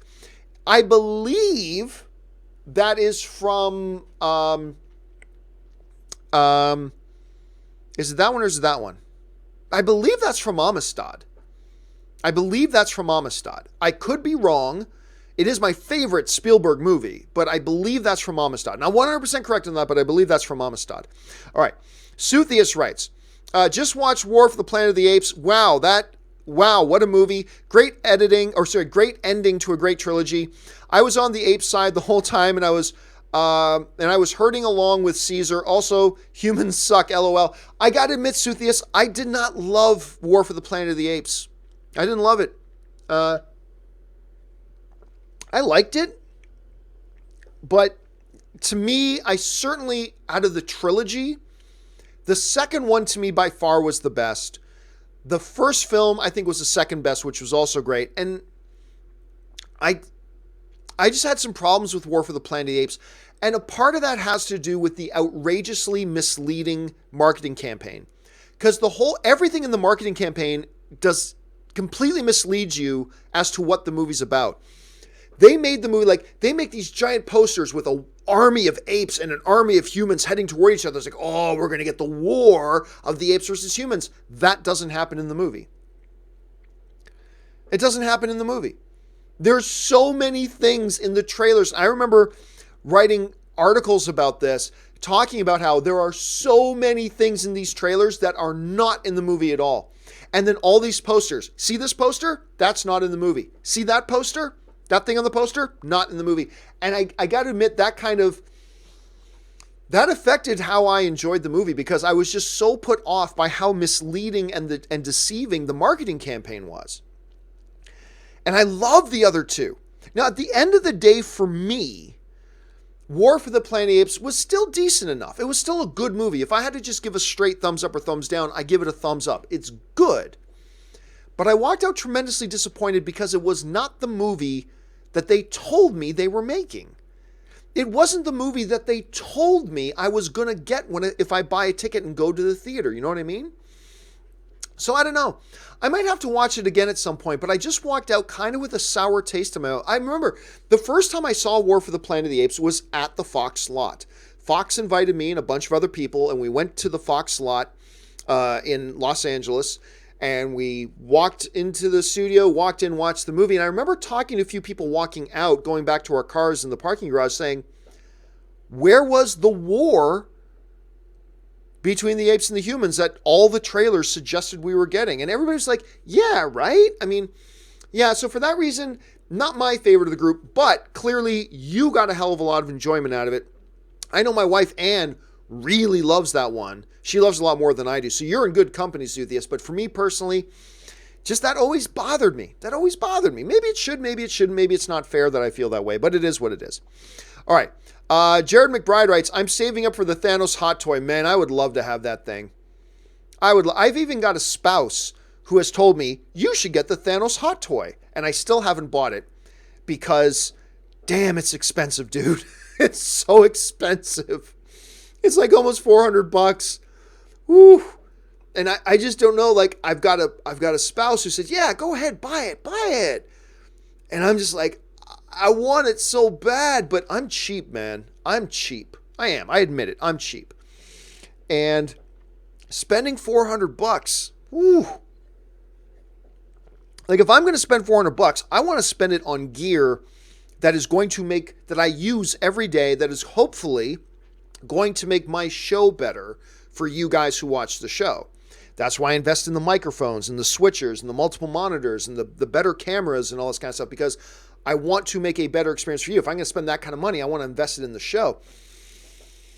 But I would like to have that Thanos, man. I would like to have that Thanos. All right, Suthius writes, so I've just ordered Captain Marvel tickets through Fandango for Regal. First time I'm seeing reserved seating implemented for standard showings. Awesome.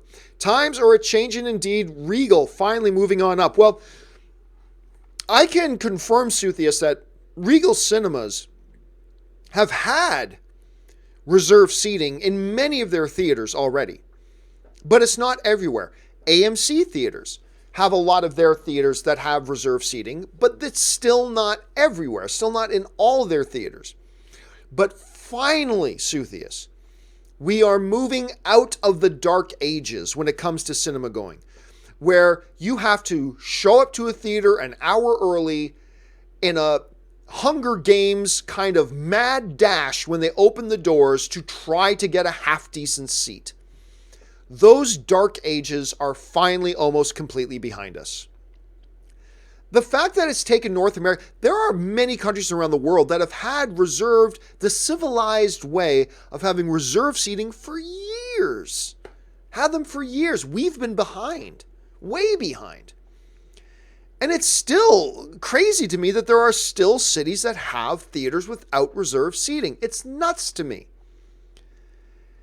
And I still remember, like, Being in LA, a lot of the major theaters in LA have had reserved seating. And I used to live on Sunset Boulevard in Hollywood. And the big theater near me was the ArcLight Cinema in Hollywood.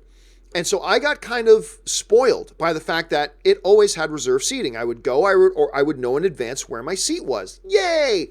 And then I took a trip back to Canada. And I remember it was for one of the X-Men films. I can't remember which one it was. But I took a trip back to Canada for the X-Men film. And one of the X-Men films. And me and my buddy were going to it. But there was no reserved seating. And sure enough, we had to go an hour and a half early, right? And we were still like 70th in line, getting there an hour and a half early, 70th in line. And we were standing outside. And in Canada, and now it wasn't the dead of winter, thankfully, but it was still a cold month, standing outside for an hour and a half, 70th or 80th in line. And like within 15 minutes, there was about another 100 people behind us. So thank God we didn't get there any later. And the moment they open the doors, it's like the Hunger Games. You got to stab the person in front of you in the neck with a pen, and you got to crawl over a mom with her baby, and you got to do whatever you need to do to try to get into that theater and get a half-decent seat. It's stupid. It's stupid. You know what happens now? Yesterday, granted there was only one seat left in the theater, but yesterday I hopped on my AMC app. Oh, look, E10 is still available. Book E10. Movie starts at 10 o'clock. You know when I got to the theater? I got to the theater at 10 minutes after 10 because I knew my seat was already there and reserved. Showed up, walked right in, grabbed some popcorn, sat down with one or two trailers left to go before my movie started. That's the civilized way, my friends. The civilized way of movie going. And thank God, Suthius, we're moving out of the dark times. All right. Kevin Campbell writes, do you think Disney will do anything with Alien or Planet of the Apes? Good question.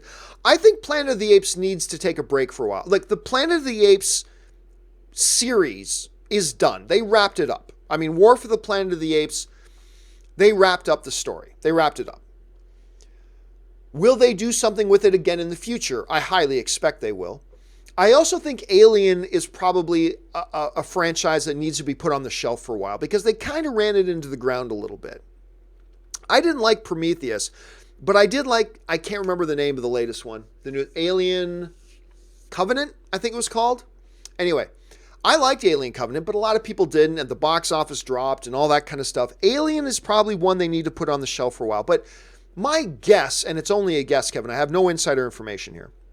My guess is that they will do something with them someday. Someday. Well, or maybe they'll just let them go and another studio will pick up the rights. Who knows? We'll have to wait and see. Carlos Herrera writes, do you agree Minority Report plus 12 Monkeys plus Infinity War with a dash of Captain Marvel equals Civil War II comic book? Also, Captain Marvel worth DVD viewing only? Nah, Captain Marvel's definitely worth seeing in theaters. But Civil War II is funny. And by the way, Captain Marvel's in Civil War II. Plays a predominant role in Civil War II. I didn't love Civil War II. I'll be straight up. I mean, me and Robert actually talked about that once, and I don't think he was particularly in love with it either. The first Civil War, which is quite different than the movie, by the way, but the first Civil War, it felt very logical. Like, yeah, this is what would happen, you know? And it felt very organic in that way. I never had that same feeling with Civil War II. And I think a little bit of it is because exactly the chaoticness of what you're describing. Minority Report plus 12 Monkeys plus Infinity War, the dash, blah, blah, blah, and all. Yeah, it never felt organic. It felt a little bit forced. It felt like, wow, they were desperate to make another comic title called Civil War, weren't they? It just never worked for me on the same level that the first one did. And I think partially because I think you're right, Carlos. I think it was just a melding and a mashing of too many different disparate ideas without having kind of a coalescing kind of underlying narrative that was more organic in nature. But anyway, that was just me. So I kind of read it once and I put it down. I've never really thought about it again, to be honest with you. Raymond Verada writes, has there been an MCU post-credit scene that's left you hanging? In Guardians 2, Will the character in the birthing pod come out in time for Endgame? Nah. I don't think they have any plans for that character, as a matter of fact. Even James Gunn said, I believe he said, we got no plans for that right now. I think James Gunn just kind of put in, look, sometimes movies give us little things just to make us happy and smile without necessarily planning to do anything with it, right?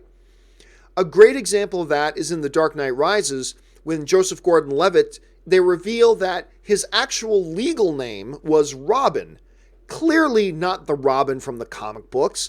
Clearly not what we understand as Robin, because Robin's name was never Robin. But it was just a fun, as Christopher Nolan put it, a tip of the cap to the fans. Right? Christopher Nolan called that a tip of the cap to the fans. That's all it was. But that's not good enough for fans. So what we had at the time was a whole bunch of fans going, oh, that means he's going to be the next Batman. He's going to be Robin. He's going to... No. It was just a fun tip of the cap to the fans. That's all it was.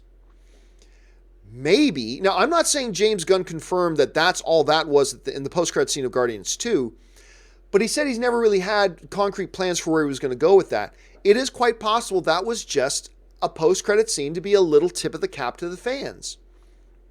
Much like Howard the Duck was a tip of the cap to the fans who knew who he was, but they didn't have plans to go, next up in the MCU, Howard the Duck movie, right? They didn't have, it was just a tip of the cap to a fun little thing to make fans smile. Fans who know the inside baseball of it to smile. It's possible, I'm not saying this is what it is 100%, but it is possible that's all that was.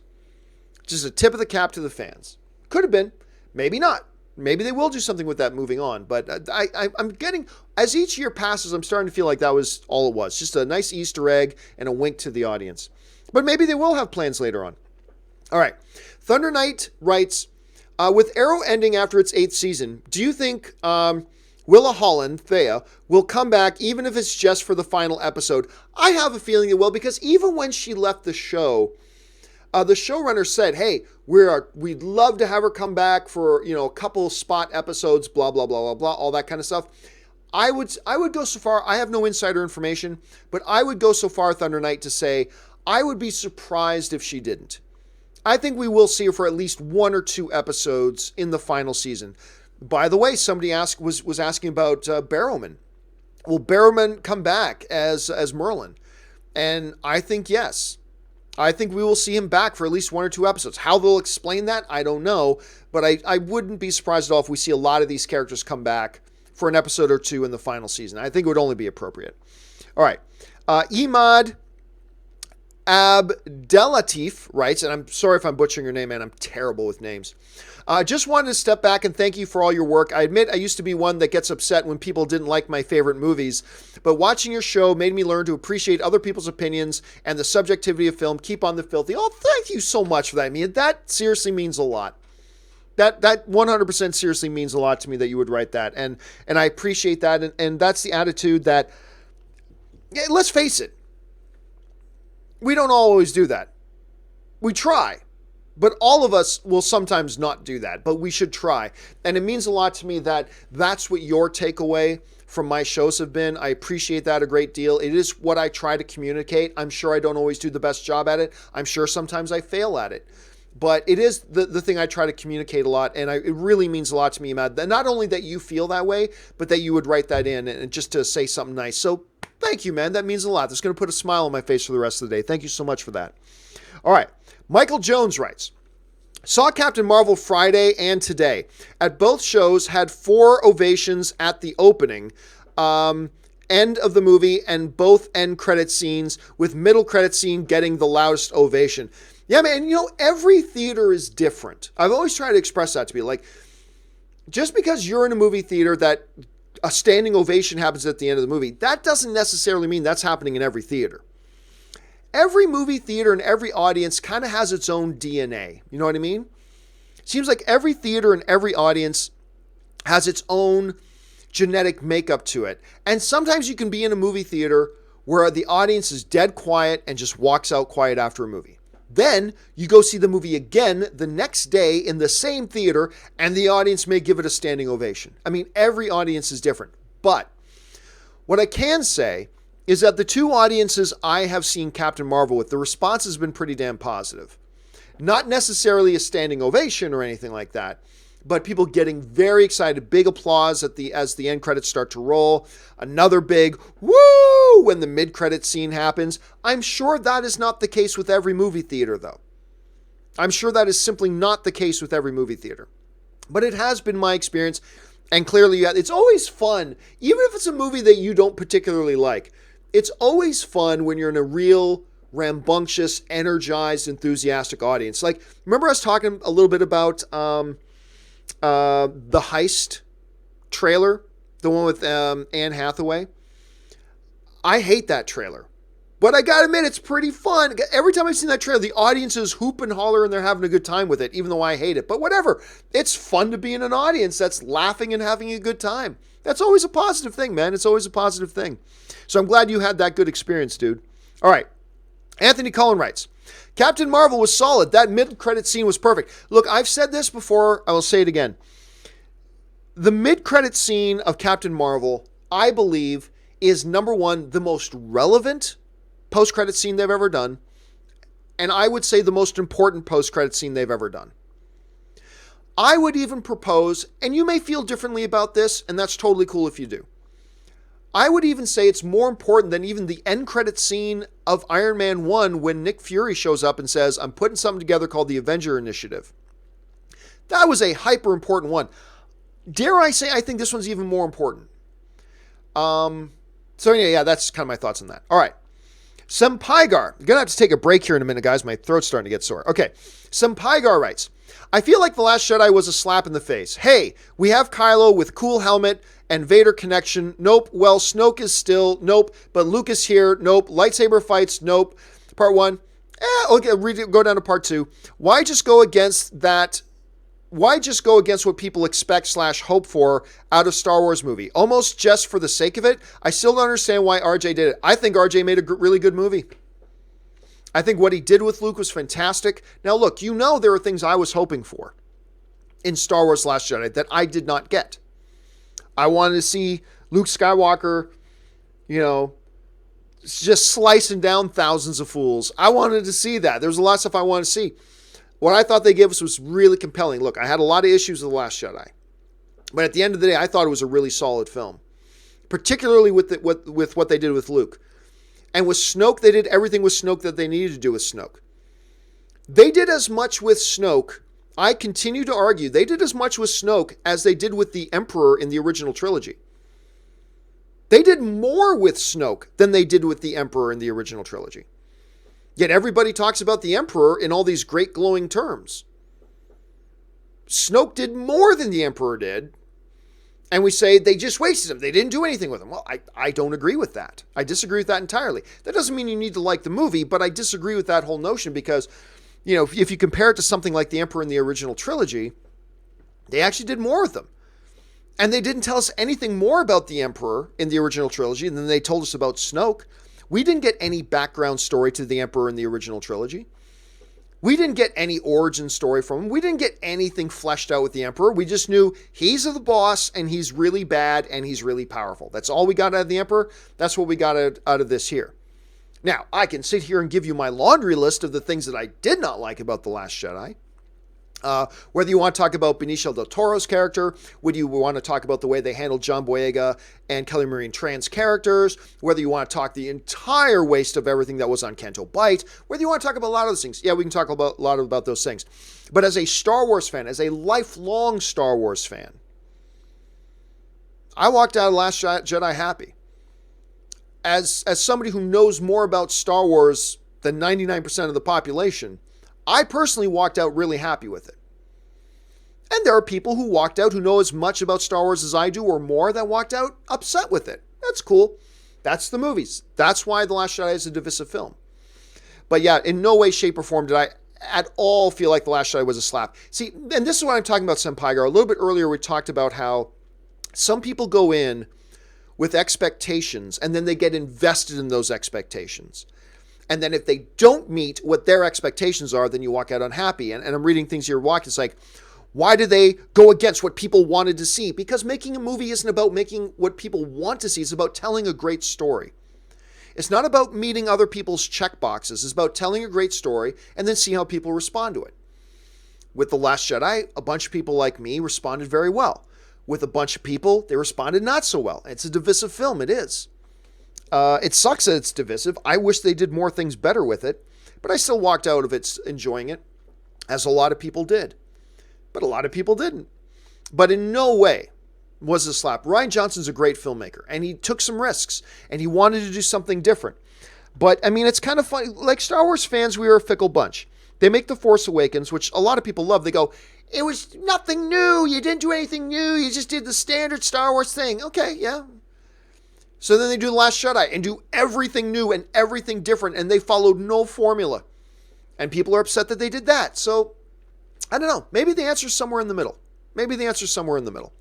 Anyway, let's see. I'm upset, right? What's worse, Notorious or All Eyes on Me? I just answered that question yesterday, but I'll answer it again. All Eyes on Me. I thought Notorious had some redeeming qualities. I found very few redeeming qualities, to be honest with you, in All Eyes on Me. So I'm going to go All Eyes on Me on that one. Let's see. Coas1708 writes, whenever I eat lunch at my desk, 90% of the time I'm watching you, LOL. Do you eat at your desk too? What's your go-to food? Well, look, I work from home, so I don't need to eat from my desk. And I've got nowhere on my desk to hold food. So now what my normal routine, here's a little bit of an overview of my normal routine. I get up at 5, I come into my office, I start putting together the graphics that I use. Ray does all the thumbnail graphics and the major graphics. And then what I do is, during the show, I'll have like infographics. Like we were talking about Greatest Showman, and I bring up a graphic showing the highest grossing musicals of all time. So I make those graphics. So about 5 in the morning, I get up. I come in here, I start doing all of that. Then at about 6:30, I got a treadmill in my bedroom. I've got a treadmill desk. I get on my treadmill for about 30 to 45 minutes, and I go over all the new breaking stories for that day, because I write the show notes the night before. Then once I'm done that and I've gone over and seen if there's any like the off-the-top stories, right, that we do on the show. Those come when I'm on my treadmill desk, going through all that kind of stuff and getting that together. Then I hop in the shower quick, get myself all ready, get out here, 8:30, me and Rob and Ashley will meet online. We'll get their shots all set up, get the audio levels checked, blah, blah, blah, and then we're ready to go for a 9 o'clock launch. We go live at 9. About 10:30, we're done. I do some metadata work from about 10:30 to about 11. Make sure the show's in the proper category, all that kind of nonsense. Then around 11 o'clock, I take my lunch. Around 11 o'clock, I take my lunch. I go downstairs. I try to turn on the TV, watch an episode of something, and eat. I do that. Then around 12:30, I come back up here, and then I start my process. I start going through, seeing what are the news stories for the day. I start to gather together a rough list of all the things I want to be main topics. I start to go through all the emails or the messages now that people send in for topics, pick out topics, all that kind of stuff. Then I try to get that all put together and written up, and I try to get that done by like 3 or 4 o'clock. Then, once I do that, I start going through and try to pick out what the 5 topics are going to be for the movie news feed. Then, once I get those topics picked out, I have to write the script. Then, once I write the script, I email that out to Jonathan Voico so he can start putting the graphics together for the movie news feed. And then I come back in here, sit down with my script, and I narrate the movie news feed. And that takes me about a half hour to do because, I got to start over again, just try to get good takes, all that kind of stuff. Then what I do is I send out the main show notes, the audio file for the movie news feed, and anything else that's relevant to Ray and Jonathan so they can start putting that together. And hopefully I get all that done by 6 p.m. That's my hope, to have it all done by about 6. Then I try to spend my evening with Ann, or doing whatever it is we're doing that evening. And then it all starts again the next morning at 5 a.m. Get up, start putting together the graphics for the main topics of my infographics I'm doing, blah, blah, blah, blah. Take my lunch break, come back, write the main show, write the movie news, So it's about a 5 a.m. to 6 p.m. gig, but I do not have to eat my lunch at my desk. I get to go downstairs, sit down and relax, and sit down at my desk or sit down on the couch, unwind for about an hour to an hour and a half, and then get right back to it. But nope, I don't eat from my desk because I'm working from home. So there we go. All right. Ryan Lohner writes, my thoughts on Fast and the Furious 4. Was that really a good movie, or am I just impressed by basic competence after 3 pieces of crap? Ryan, I felt the exact same way. I hate Fast and Furious 1, 2, and 3. I hate them all. Particularly 3. I think Fast and Furious 3, I think they're all bad. I think 1 was a blatant ripoff of Point Break. I think 2 was just terrible filmmaking, and I don't know what the hell 3 was, Tokyo Drift, to be honest with you. And then I almost went to go hate watch Fast and Furious 4. But this is why you evaluate movies on their own terms, by their own merits. You don't judge a movie by whether you liked or disliked the previous movies. You can set your expectations because of what you like. But I went to Fast and Furious 4 fully expecting to hate it. And I came out going, that wasn't half bad.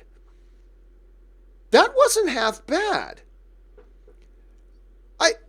That really wasn't bad. That was okay. I kind of liked it. And I was shocked. I was shocked, Ryan. Completely shocked. And then I loved Fast and Furious 5 and loved Fast and Furious 6. I mean, it just changed directions. And 4 was kind of the movie where Fast and the Furious found its new voice, you know? And there's a little bit that I get what you're saying. I wonder if it's just was it really good, or was it just because it wasn't a completely horrible movie? I'm not sure, but all I know is that 4 surprised me. It did, and it started my appreciation for the Fast and Furious franchise. Ryan follows up with, finally getting to Fast 5. We'll get back soon. I love Fast 5. I think, unapologetically, I love Fast 5. I think Fast 5 is great. I hope you're going to have a good time with it. Who knows, but I hope you do. All right. Ant Banks, 1984 writes, do you think it was the smart move, Marvel not tagging along in the Endgame trailer with Captain Marvel? I still don't think it was the smart move. I still think they should have had, maybe not in the first trailer, but I really feel like in the second trailer, they should have had Captain Marvel in the second trailer. Not necessarily for Endgame, but I think that would have done wonders for Captain Marvel.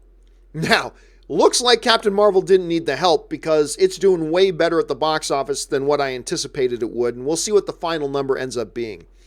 I still don't think it's going to be 160 like some people are saying. Like 160 would be insane. But it's clearly going to be higher than my 90 to 100 million guess, right? It's clearly going to be higher than that. But we'll have to wait and see. But yeah, to this day, Ant Banks, I still think they should have put her in, say, the second trailer. I think they should have put her in the second trailer. But because it's not like we all knew Captain Marvel was going to be in Endgame. It's not like it's some surprise or some secret they had to hide. We all knew it a long time ago that she was going to be in it. So I don't get the rationale for not doing it. They did it with Black Panther and had tremendous success with it. Why not do it with Captain Marvel? I don't know. But yeah, I think it would have been smarter to do that. But hey, they do what they do. Ryan Lohner follows up with, Kevin Smith was driven to tears by the Stan Lee cameo. Yes, he was. Anyone who's seen the movie knows why. And you're absolutely right. And I can't go into it and I can't talk about it because it gives a spoiler away. But yeah, Kevin Smith put out a very emotional reaction to what he saw in Captain Marvel. Very emotional reaction. It's beautiful. It's positive. If you've seen Captain Marvel, go look up Kevin Smith's thing because it is, like Ryan is pointing out, it's really quite special. Let's see here. The Jamengo writes, Robert going to have a told you so moment Monday, not tracking now actual numbers. Captain Marvel heading to a $150 to $160 million opening weekend. Well, it is still tracking. It hasn't made 150 to 160 million domestically yet. And as long as that hasn't actually happened yet, it is still tracking. However, now the tracking is being based on some of the actual numbers that have already come in. Now the tracking isn't just speculation. It's based on the numbers they actually got on Thursday night and the actual numbers they've gotten on Friday. Now they're extrapolating those numbers, Now the weekend numbers are based on extrapolations of existing numbers as opposed to just speculation on non-existing numbers. We'll see if it actually turns out to be 150 to 160 million. We'll see. It may be. And it may be I was off by like $60 million on my opening weekend prediction for it. But again, let's not get ahead of ourselves, Shemenga. Let's wait and see. James LH writes, "Hi, John. Enjoyed Captain Marvel. Already planning my next visit. This is the benefit subscription cinema. Looking forward to your spoiler discussion." Yeah, spoiler discussion. Again, that's tomorrow at 3 o'clock Pacific Standard Time. What that is in your local area, you look that up and figure that out. But very much looking forward to doing it. I think it's going to be fun talking about it. And yes, I used my AMC A-List card to go see it today. AMC A-List is the greatest thing to happen to film fans. I cannot wait for Regal to launch theirs. I feel very strongly it'll be this year. Regal will launch their movie subscription service this year. I think they're just fine-tuning it, doing market research because they want to get it right when they launch it. And then we'll have the two biggest theater chains, AMC and Regal, both with subscription services, and it's the greatest thing ever for film fans. I love using it, and I'm glad you're having a chance to use it too, James. All right. Geesus writes, "Over under 80% Umbrella Academy gets a season 2. It's very difficult to say because we don't know. Like, Netflix doesn't release their viewership numbers. They don't tell us how many people are watching their shows. They don't give us that information. So it's kind of tricky. I'm going to guess that yes, they will do a season 2 because everybody seems to like it, at least those that have watched it. But how many people have watched it? I don't know that information. I just don't know. I'll take under 80%, but I do believe it's likely. So I'll say well over 50%, but I'll take under 80. 80 is a little bit too high, so I'll take under on 80. All right. Jamengo writes, "With Captain Marvel reaching 400 millions worldwide by Tuesday, as it seems, I think $1 billion is a given now." I don't know. Hold your horses on that. And by the way, I don't necessarily think 400 million worldwide by Tuesday is necessarily a given either. But anyway, I think $1 billion is a given now. The question is how much over, or do you still hold your earlier prediction of 800 tops? I am still holding. Now remember, I generally think it's going to come between 600 and 700 million. And I think 800 is a ceiling. But remember, I never thought Venom would get to 800 million, and it did. I never thought Aquaman would get to 800 million, and it got to 1.1 billion. So, take that guess with a grain of salt. But I'm still going to hold for now to my 800 million tops. Tops. I still think it's going to be between 600 and 700 million, and that's a success. That's a hit. But I don't know, man. We'll have to wait and see. DBZ Now writes, "Overall critical response to Captain Marvel is quite low." What? Who are you watching?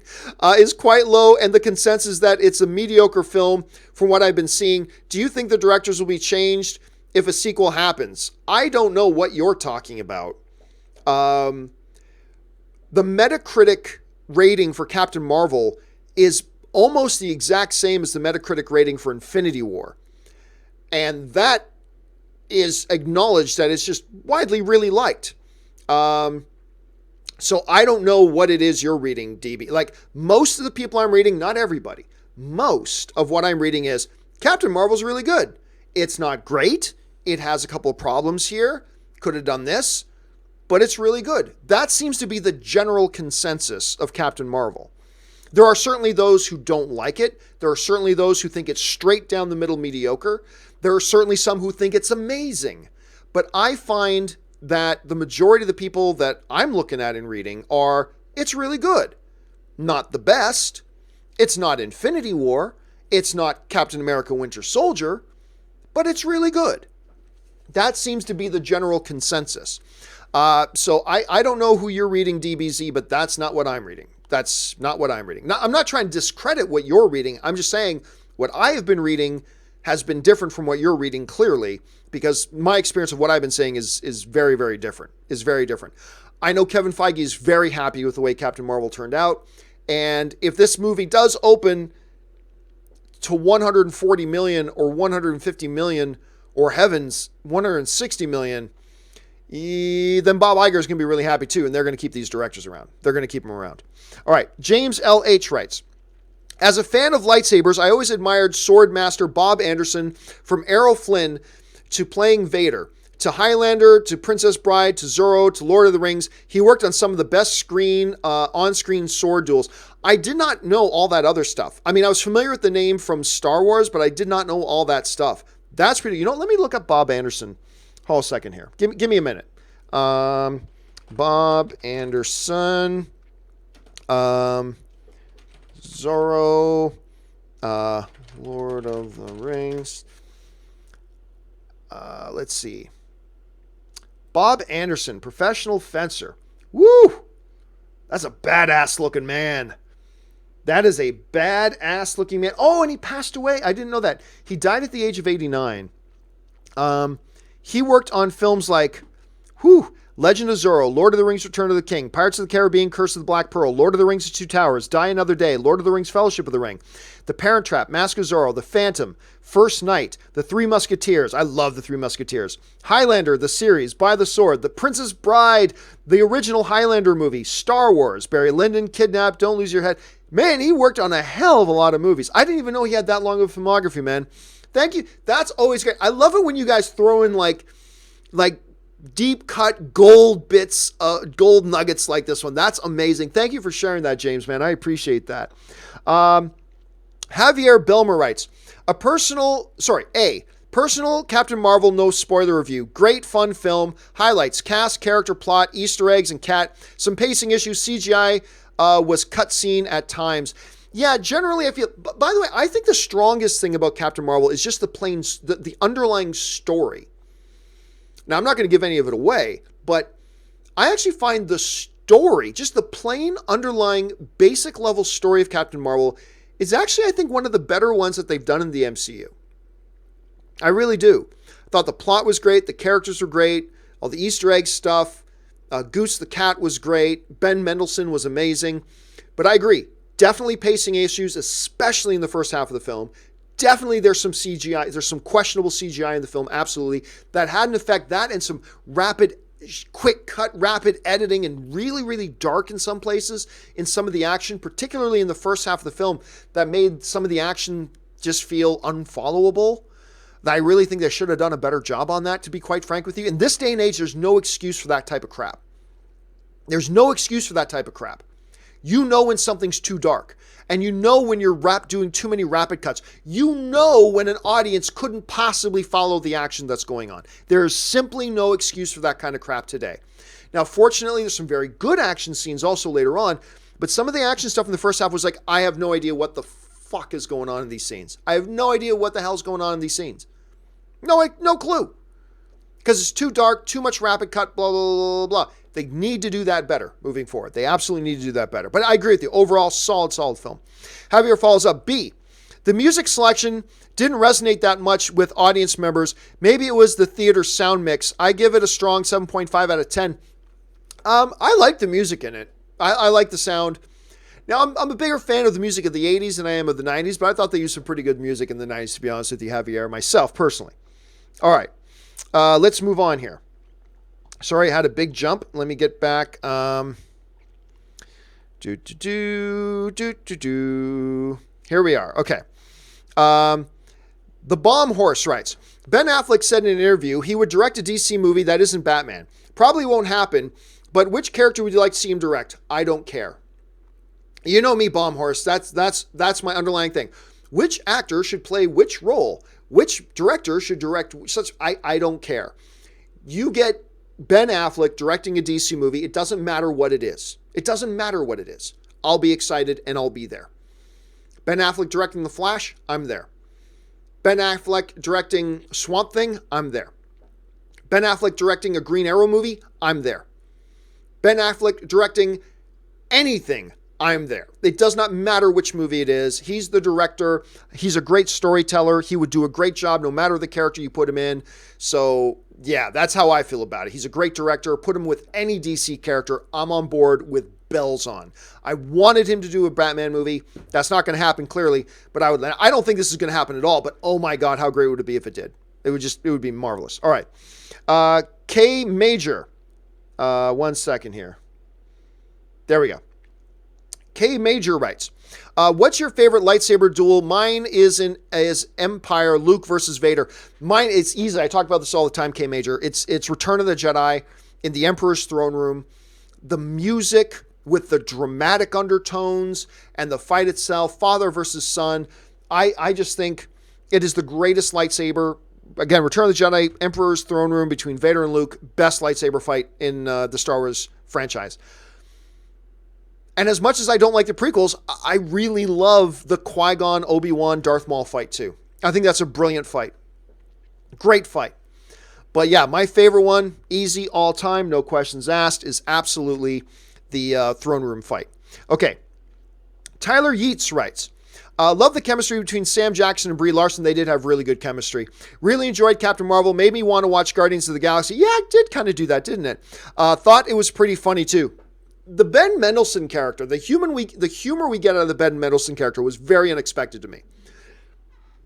Very unexpected to me. Now, again, I'm not going to give anything of it away, but they hit me with humor in places that I wasn't expecting humor to hit me from. And unexpected humor can often be the most rewarding. And I'm not saying, by no stretch of the imagination, am I saying that Captain Marvel is one of the funniest of the Marvel films. It's not, but it's a lot funnier than I thought it would be, and I really enjoyed that aspect of it. All right. Factual Opinion writes, hey, John, will Disney's R-rated comic book movies be separate from each other like the good old days, or will they have a little R-rated shared universe? I honestly don't know. Look, we're hearing conflicting things right now because Bob Iger talked about Deadpool, and he said, it sounded like he was making it really clear. He said, yes, there is room for us to do R-rated material. There is a demand for it. We'll just have to put it under a different banner other than Marvel or Disney to make sure there's no confusion in the audience as to which of our movies are R-rated stuff and which of ours is completely family-friendly. To me, that's very clear. Deadpool, not in the MCU. Deadpool will have movies made, but it's a separate thing.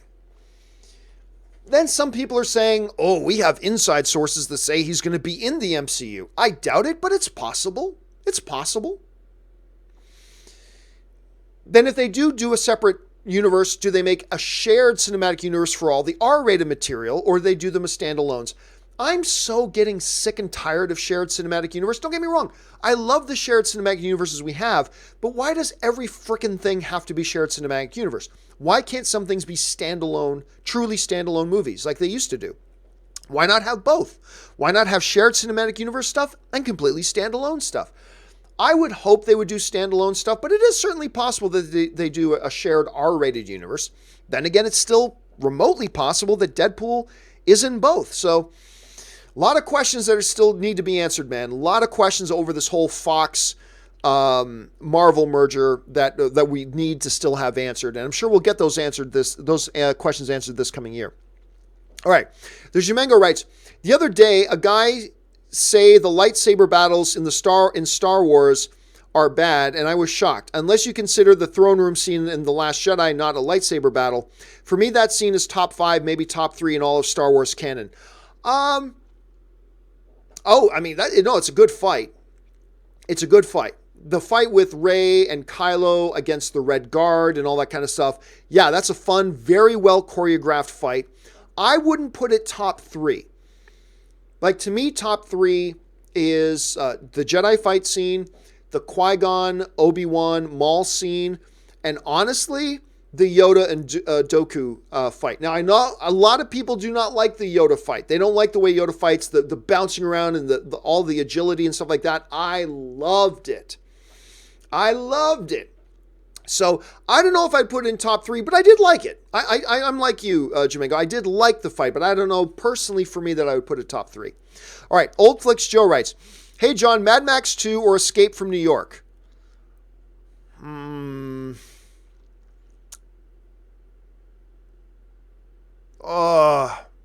go Mad Max 2. I'll go Mad Max 2 on that.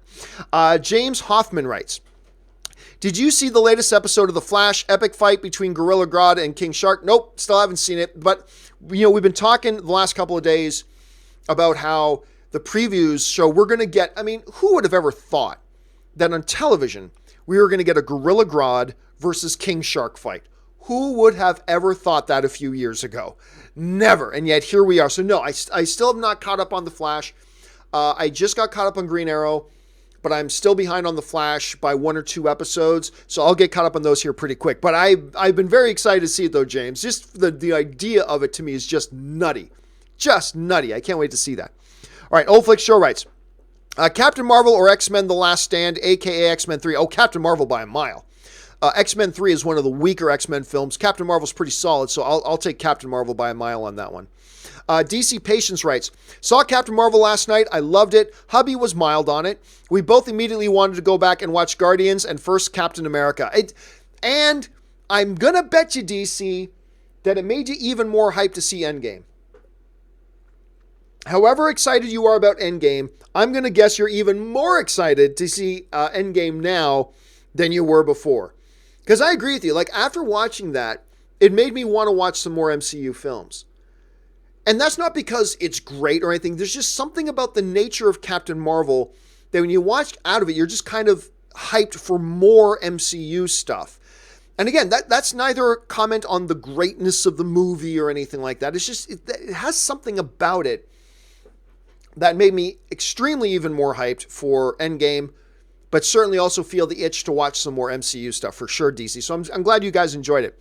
All right. Aiden Foley writes, I love Captain Marvel. Hope it gets more of it. I didn't love it, but I thought it was quite good and quite solid. A good, solid installment in the MCU. Certainly a good, solid installment leading into Endgame because it connects a bunch of dots. So, yeah, on that level, absolutely. And we are going to get more Captain Marvel starting with Endgame. Old Flicks Joe writes, Harrison Ford, The Fugitive or Air Force One? I like Air Force One very much, but The Fugitive is my favorite Harrison Ford film that does not have characters named Han Solo or Indiana Jones in them. I love The Fugitive. The Fugitive is a highly underappreciated, fan-frickin-tastic movie that everybody should see. I love it. Tommy Lee Jones. I think Tommy Lee Jones got an Academy Award nomination for it, if I'm not mistaken. Anyway, so I like Air Force One very much, but I'm going The Fugitive. Hector Jeter writes, saw Captain Marvel. I enjoyed it, but I didn't love it. I put it on par with Phase 1. Can't wait to take my sister and nephew to see it for their reactions. Yeah, I think your reaction, Hector, is very close to mine. I really enjoyed it, but to me, it's not the top tier of MCU movies. It's not Winter Soldier. It's not the first Avengers. It's not Infinity War. I, like you, put it on par, maybe with more than just Phase 1, but I put it more on par with like Doctor Strange, which I really enjoyed, but just not top tier MCU thing. You know what I mean? So I'm kind of on that same level as well. But yeah, I also have the same feeling as you. I want to take my sisters to go see this. I almost feel like flying home because every year I go home at Christmas time and take my mom and my family and my sisters and my brother to go see movies. And it's my treat and all that kind of stuff because I'm the movie guy. But I'm tempted to fly home just so I can take my mom and my sisters and my niece and to go see this movie. I think I would get a real kick out of that. Anyway, Roshan Malapati? I'm probably butchering your name, Roshan. My apologies. I'm terrible at names. If Endgames earns 57, 82, 82, 82, then 300 weekend. If you're talking about Thursday night, Friday, Saturday, Sunday, well then math says yes. If Endgame earns that, then mathematically, yes, that's a $300 million weekend. It's tough. It's tough. I don't think it can make 300 million. Let me rephrase. I don't know that any film can make 300 million opening weekend right now. Right now. I don't know if Avengers Infinity War, with how crazy excited everybody was for Avengers Infinity War and how everybody rushed out to see it, did Avengers Infinity War really leave $50 million on the table? Did they really have that much left on the table? I don't know. So, I don't know, dude. We'll have to wait and see. Maybe. I doubt it, but maybe. Ryan Lohner writes, The Right Stuff, Apollo 13, First Man, can't wait for the next part of the American Space Program Cinematic Universe. Yeah. And by the way, for those of you who've seen Captain Marvel, there's a little shout out to one of those films. I'm not going to go into it, but a little shout out to one of those very important films. I'm going to say this though. I was wanting, look, First Man is really good. It is. It's really good. But it wasn't nearly as good as I was hoping it would be. This is a good example of when your expectations can tarnish your experience for a movie. Because I think because really at the end of the day, First Man is very good. But I was expecting a Best Picture contender out of it, right? And I walked out of it just impressed with it, but also going, yeah, this is not a Best Picture kind of movie. It's not. I tried to be, but it's not. And that's a good example of when I let my own expectations, and we as film fans should not do this. And here's a great example of when I am guilty of it. But I let my expectations color my experience with the movie, and I should not have done that. And hey, live and learn. Live and learn. I'm Upset writes, thoughts on Southland Tales with Dwayne Johnson. Hold on a second. What? Let's see here. I don't even remember it. I'll be honest with you, man. I don't even remember it off the top of my head. If I saw it, I don't remember it, so I can't give my thoughts on it. Sorry about that. I'm upset. The Jamengo writes, just enjoying some pizza and beer and waiting to discuss movies with the best movie community on YouTube. On another topic, did you check out the TV show The OA or The OA by Britt Martin? Fantastic. Not many people did. I didn't because I had friends who watched it, who I trust, and they hated it. So I to be honest with you, I never got around to watching it. And it's partly, this is one of the reasons this is the best film fan community is because you're here, Jamengo. So thanks for being here and being a part of it, man. Chris Parsons writes, the misconception of people in the media life. Most misconception of people in the media life. I'm not quite following what you're saying. If you're saying, like, what is the most common misconception of people who do, I don't know what you mean by media. Do you mean YouTubers? Do you mean, like, CNN news people? Do you mean Fox and Friends? Like, I don't know what you mean. I don't know what you mean. Do you mean, I'm sorry, Chris. I'm not following. Sorry about that, man. Regan Crisp writes, hey, John, just saw Captain Marvel last night. Was not impressed. So far, third least favorite, just in front of Hulk and Iron Man 2. No, guys, I'm not sexist. Maybe second viewing would be good enough. Hey, dude, listen, if you watched a movie and it didn't work for you, the onus is not on you to make yourself like the movie. If you didn't like it, you didn't like it. There's nothing wrong with that. And it does not mean there's anything wrong with you. It's like, oh, I didn't like it. Maybe there's something wrong with me. Maybe I can go back and watch it again. If you watch the movie, dude, and you didn't like it, then you didn't like it. Guess what? There are movies that everybody loves that I don't like. I don't like the original Blade Runner. There. Now, granted, I like 98% of the movies that everybody else loves too. Yes, but we all have a few films that a lot of people like and we don't. And there is nothing wrong with that. There's nothing wrong with you. You do not have to prove to yourself that you didn't like it. If you didn't like the movie, don't waste your time going and watch it again. Unless you kind of feel like, I've had times that I've watched movies like, it didn't work for me, but I feel like I need to see it again. Like, not because other people liked it, but because just within myself, I just have this itch that I feel like I need to watch this movie again. And if that's the case, that's fine.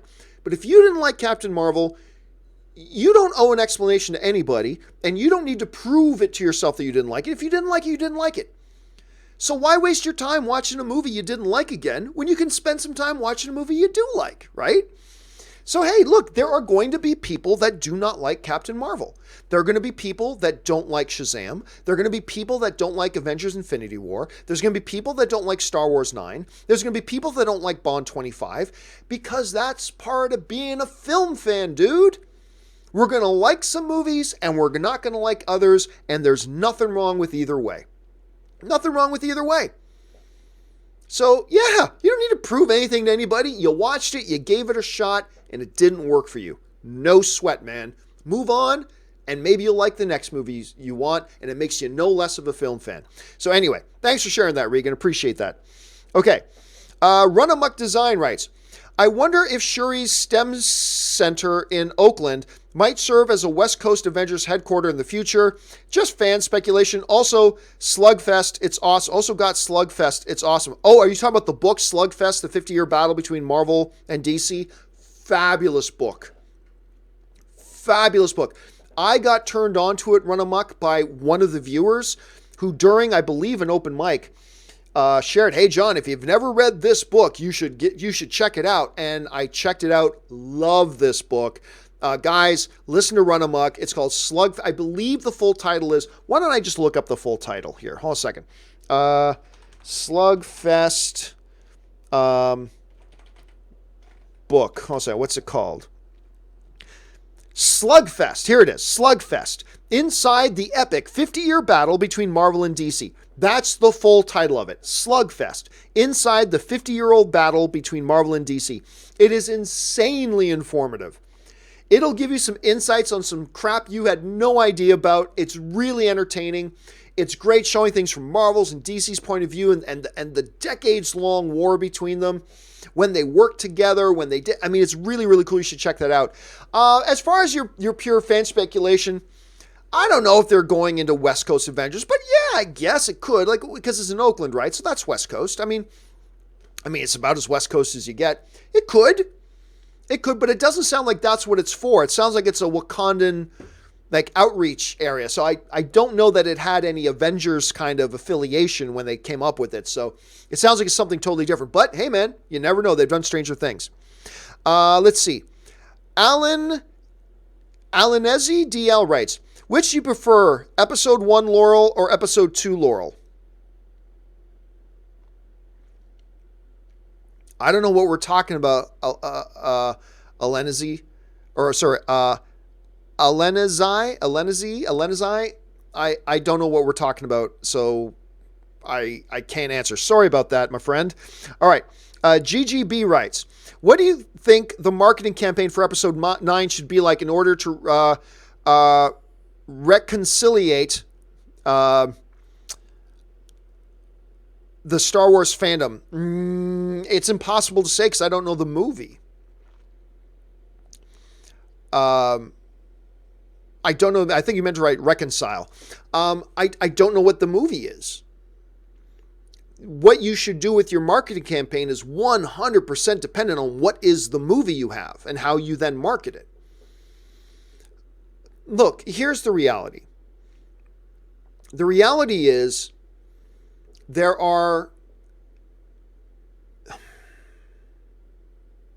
Look, the reality is this. There are some people, for good reason or for bad, are just forever turned off Star Wars now. And whether that's because they just, on a purely subjective level, they just didn't like the films, the newest films, or whether it's because they had some kind of political agenda or whatever. There are different groups of people that have their own reasons. And you're just not going to get everybody back. You're just not. And that's okay. But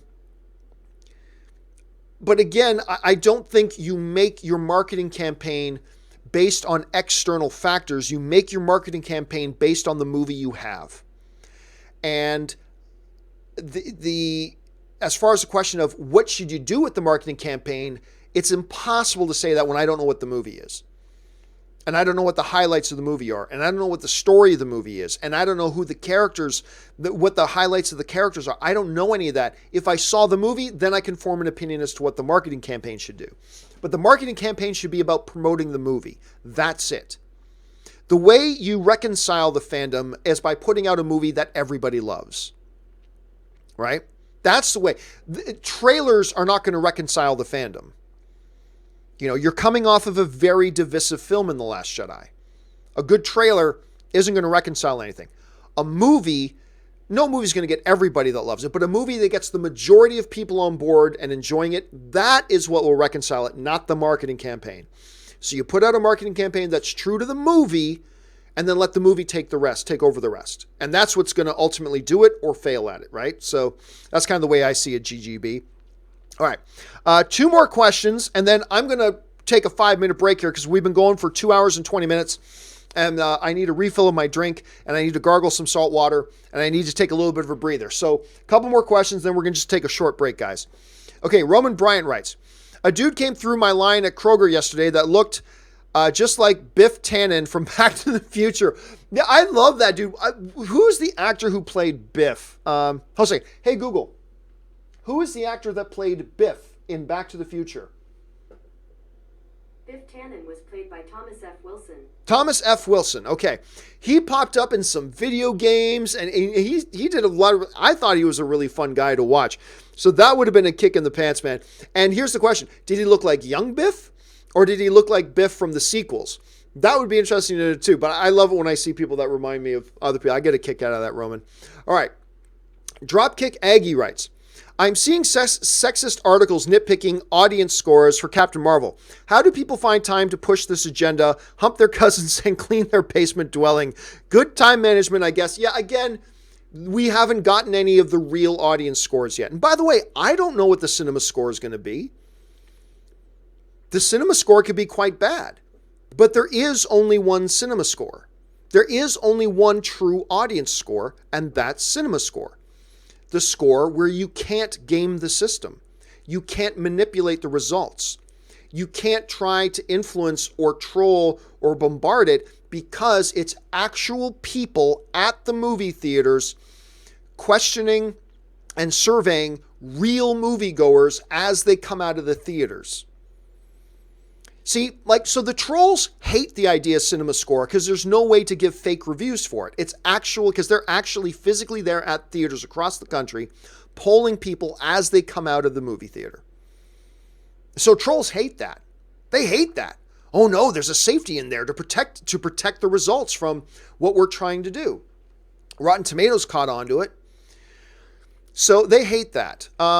So any articles you see written on the fake, non-reliable things like IMDb. Again, I've been telling you guys forever that the Rotten Tomatoes fan reviews, for almost 10 years, I've been telling you, don't pay attention to it. Don't pay attention to the fan reviews on IMDb because they're easily manipulated.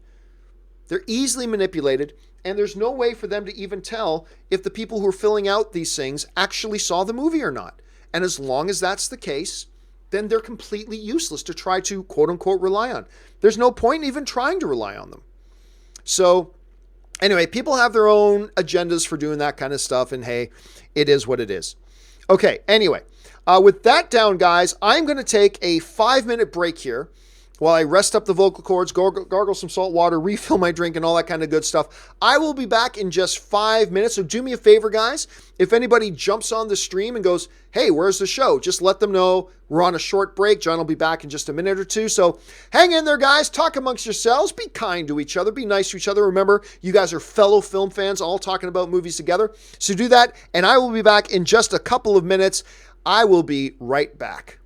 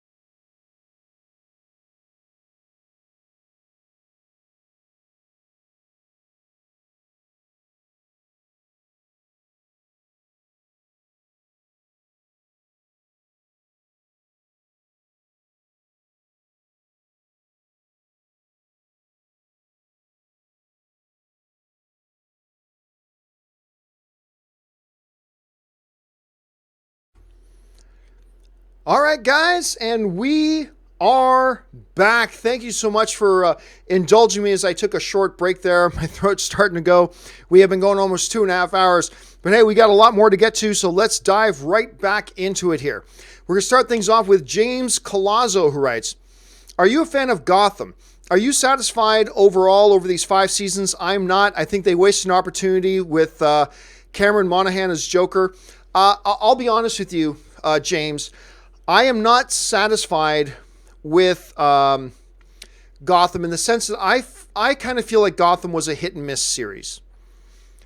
I haven't seen this newest season yet, but I'll be honest with you. The thing that leaves me dissatisfied with Gotham is not the same things that dissatisfied you. I never thought they should have ever brought Joker into it. To me, when Gotham worked best, and this is just my opinion, when Gotham worked best, it was when it was about James Gordon. That's when the show worked.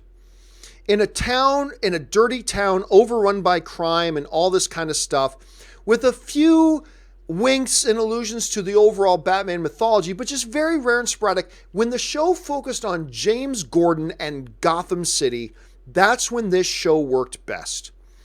Whenever it tried to be a Batman Jr. show, to me, that's when it didn't work.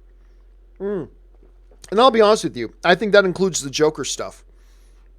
I think the Joker stuff has been a poor man's Joker. Now, again, that's just my opinion. I know there's some people who love that stuff, and that's awesome if you do. I'm just saying, for me, it didn't work. The more and more they try to get into, look, everybody, young Bruce, he becomes Batman. Look, he's wearing a mask. Ooh, that's just, it was pathetic to me. When the show is about James Gordon and his partner and the GCPD and just fighting crime and the mob and all, that's when this show worked best. And they did some good stuff. Even when they were getting more into the Batman stuff, they were still doing some good stuff. To me, it was hit and miss. So again, I haven't started watching the final season yet. I will get around to that. But I just haven't been all that psyched about it because it's one episode I like, the next episode I don't. Then one episode I like, and the next episode I don't. It's just, like I said, for me, it's been a little bit hit and miss, James. All right. Kevin Campbell writes, my favorite line from Thor 1, I need a horse. So random. It was completely random. My favorite line was, of course, I think a lot of people say, goes, this drink, I like it. Another. Or something like that was really good. But there's a lot of really good moments in Thor. Again, there was something brilliant about the fact that it was being directed by Shakespearean, like Kenneth Branagh, that just added more to that. So, but yes, I need a horse. Terrific, totally random line that had a great impact in the movie. Maya Demi writes, do you know if Rob liked Captain Marvel? I don't. Rob went to go see it last night, and I have not yet talked to him today. I went out to see Captain Marvel again this morning. Then I rushed back here, got things set up, and to do the show. So I have no idea if he liked it or not. Not the slightest clue. I do know he and I are supposed to be doing a spoiler discussion of it tomorrow, but I still have no idea if he liked the movie or not. I think I'm going to find out when the rest of you guys find out. All right. Call of Duty God writes, just saw Captain Marvel and had a great time. They did a great job building her character throughout and loved Carol's and Fury's buddy cop relationship. Brie is Captain Marvel, great actress. First credit scene is amazing and chilling. Well, man, I'm glad you had a good time. It's always great when we go out to a movie that we've been looking forward to, that we've been excited to see, and it actually work out to be good and exciting to us. Like, that's always the win, right? That's the win across the board for all of us. And I'm really glad you had that. And I completely agree. This film, to me, gets really predicated. And in some ways, the movie for me really starts when Carol Danvers meets Nick Fury. In many ways, that for me is when the movie really starts. And it really starts to find its footing. Samuel Jackson is so good in this movie because, and I mentioned this in my review, and this is the thing I admired most. He's clearly Nick Fury, but instead of having Samuel Jackson go full Nick Fury in the movie, they were like, be Nick Fury, but back it off a little bit. He's not as jaded yet. He hasn't seen as much of the stuff that he's seen when we get into the modern film. So be Nick Fury, but ease off on it a bit, and he did it perfectly. It truly felt like a slightly younger Nicholas J. Fury. And he did a great job of that. And the chemistry between him and Brie Larson was very organic. It felt really good. I almost said a scene, but I'll save that for the spoiler discussion. And yes, the first credit scene, incredible. I thought they did a wonderful job with the story and the narrative of it and the development of the character and who she is and how she gets from point A at the beginning of the movie to point Z at the end of the movie. I just got to say, man, they did a solid job. Now, I have some issues with the film that I've talked about at length already in this video. I do have some issues with it that I think prevents it from being a top tier thing. But like I said, I have no doubt that there are going to be people who really don't like Captain Marvel, and I have no doubt there are going to be people who super, super love Captain Marvel, and then there's going to be a bunch of us who are going to kind of be in between there. But I'm glad you had a good time, Call of Duty God. I'm glad the movie worked for you on that level. It's always great when we can go to the movies and have that type of a good time, and here's hoping they follow that up with something special in Endgame as well. Don't forget, we got Shazam coming too. Anyway, Alexander Wilson writes, what's your opinion on Captain Marvel making potential 160 million opening weekend according to Deadline? I mean, it's stupid. I never thought it would make 160. Like, you guys know me. I said, look, it's going to make kind of what Ant-Man and Doctor Strange made, because those were similar movies. Movies that have not had the character on screen yet in any of the movies and is making their first debut film. And so I thought that it would come in the same rough ballpark as the first Ant-Man and the first Doctor Strange, because those are the comparable movies. So, I mean, look, the final numbers aren't in yet. We don't know what the final numbers this weekend will be for Captain Marvel. But hot damn, 160 million would be impressive. I mean, look, 100 million would be impressive. Anything over that is just damn gooey, delicious gravy. So we'll have to wait and see what the final numbers actually work out to be. Timothy Plott writes, Ben Mendelsohn is now one of my favorite. Well, first of all, Ben Mendelsohn should have been one of your favorite actors already. Ben Mendelsohn is the man.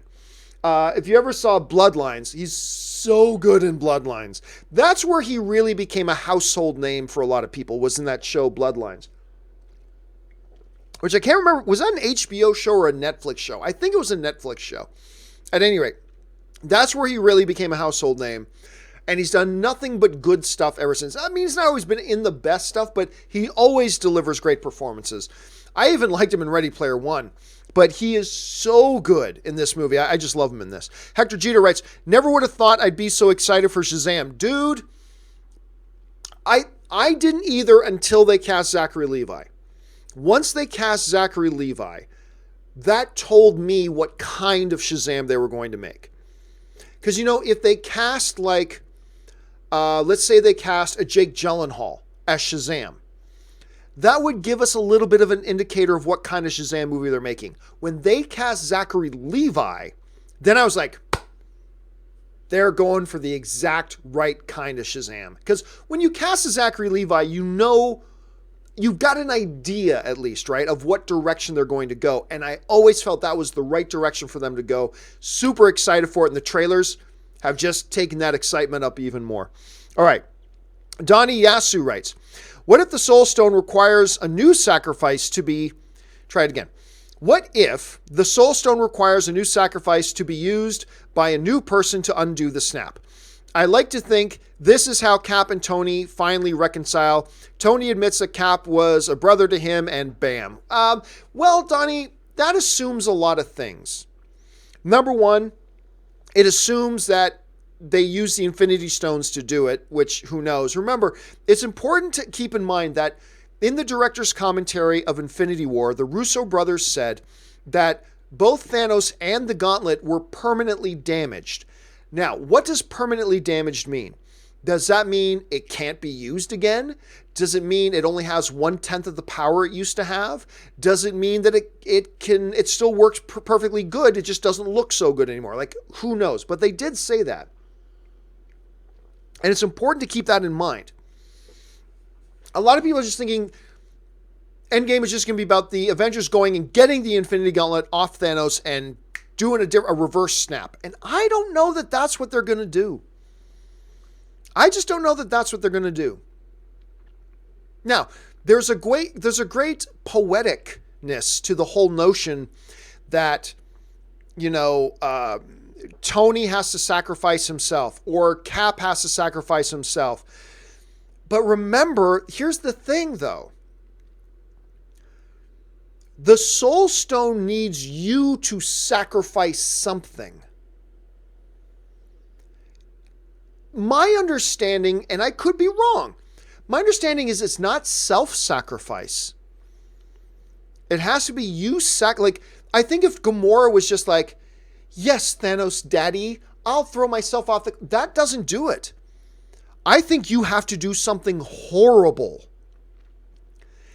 And I think it would have to be Tony sacrificing Cap. Let's put it this way. It can't be Tony sacrificing Cap. You know why? Because Cap isn't what Tony loves most in the world. It would have to be Tony sacrificing Pepper. It would have to be Tony sacrificing Pepper.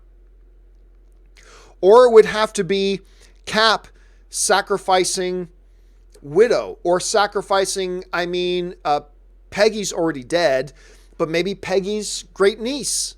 Maybe he's got to sacrifice her. Because remember, the rule of the Soul Stone isn't just sacrificing something, and it's not something self-sacrificing for you. You got to take something against its will and sacrifice it. The something that you love the most. Thanos wasn't just like, well, I like Gamora, so I'll throw her. No. Gamora is what Thanos loved most in the universe. It's the only thing he loved in the universe was Gamora. So if Tony's going to do it, it can't be Cap. It's got to be Pepper. Wouldn't that be something? Wouldn't that be a dramatic scene of Tony Stark realizing the only way to save trillions of lives in the galaxy and to bring them back is to take his pregnant Pepper, a pregnant Pepper, screaming, going, no, Tony, don't do this. And he's got to drag her and fire a proton blast through her chest or throw her off a building or something like that because he's got to sacrifice what he loves the most in order to save trillions of lives. What would we think of Tony if he did that? What if what if it's Cap and he's got to take Black Widow screaming? I don't know the Black Widow's what he loved. Maybe it's Falcon. Maybe it's Sam. Or it's a Buck. It's Bucky. He's got to beat down Bucky to the point that he can now take him and throw him off a building or kill him in some way because Cap has to sacrifice something he loves the most in order to be able to use the. Wouldn't that be interesting? A lot of big fan theoryisms going on here, but it creates some interesting possibilities. All right. Tamelo writes, John, do you recommend any films/books on filmmaking? Yes. The one I read all the time is sitting in the drawer beside my bed because I read it like at least once a week and I'm forgetting the name of it. I've had it for years and it's big yellow book. Hold on a second. Let me see. It's this big yellow book. Sorry. Let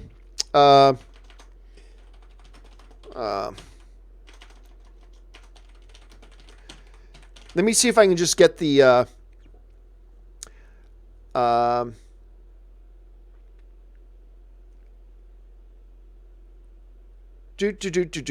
a second. I gotta get this. I gotta get the name of this book.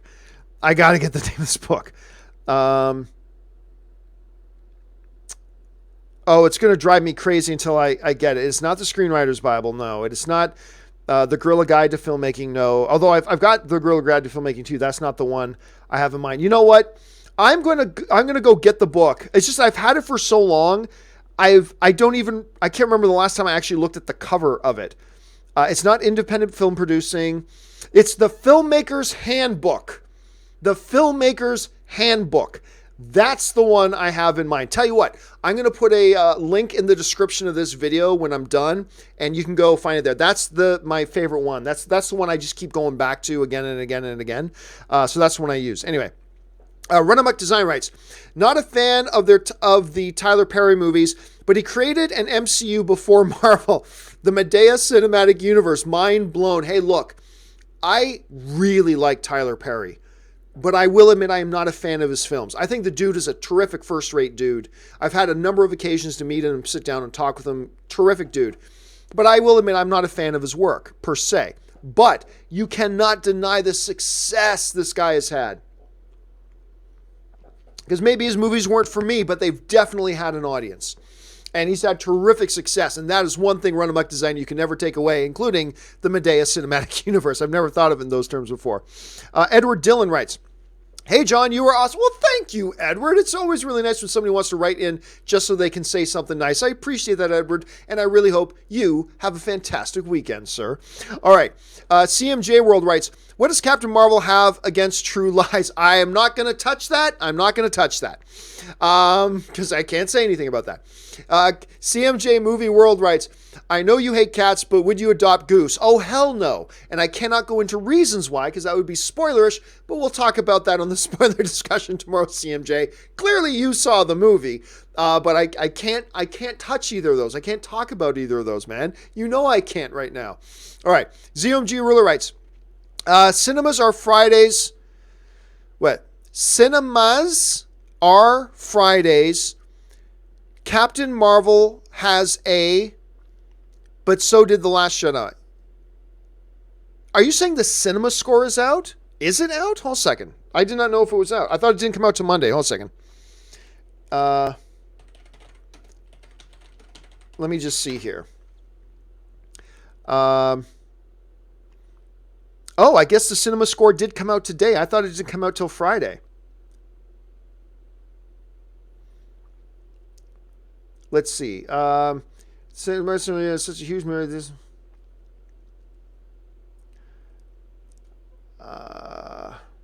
Where Okay, here it is. Captain Marvel's cinema score has been revealed as regular movie viewers weigh in. Captain Marvel is being bombarded with fake negative reviews on Rotten Tomatoes, but regular moviegoers who have watched it are weighing in for real, and you can find its cinema score after the jump.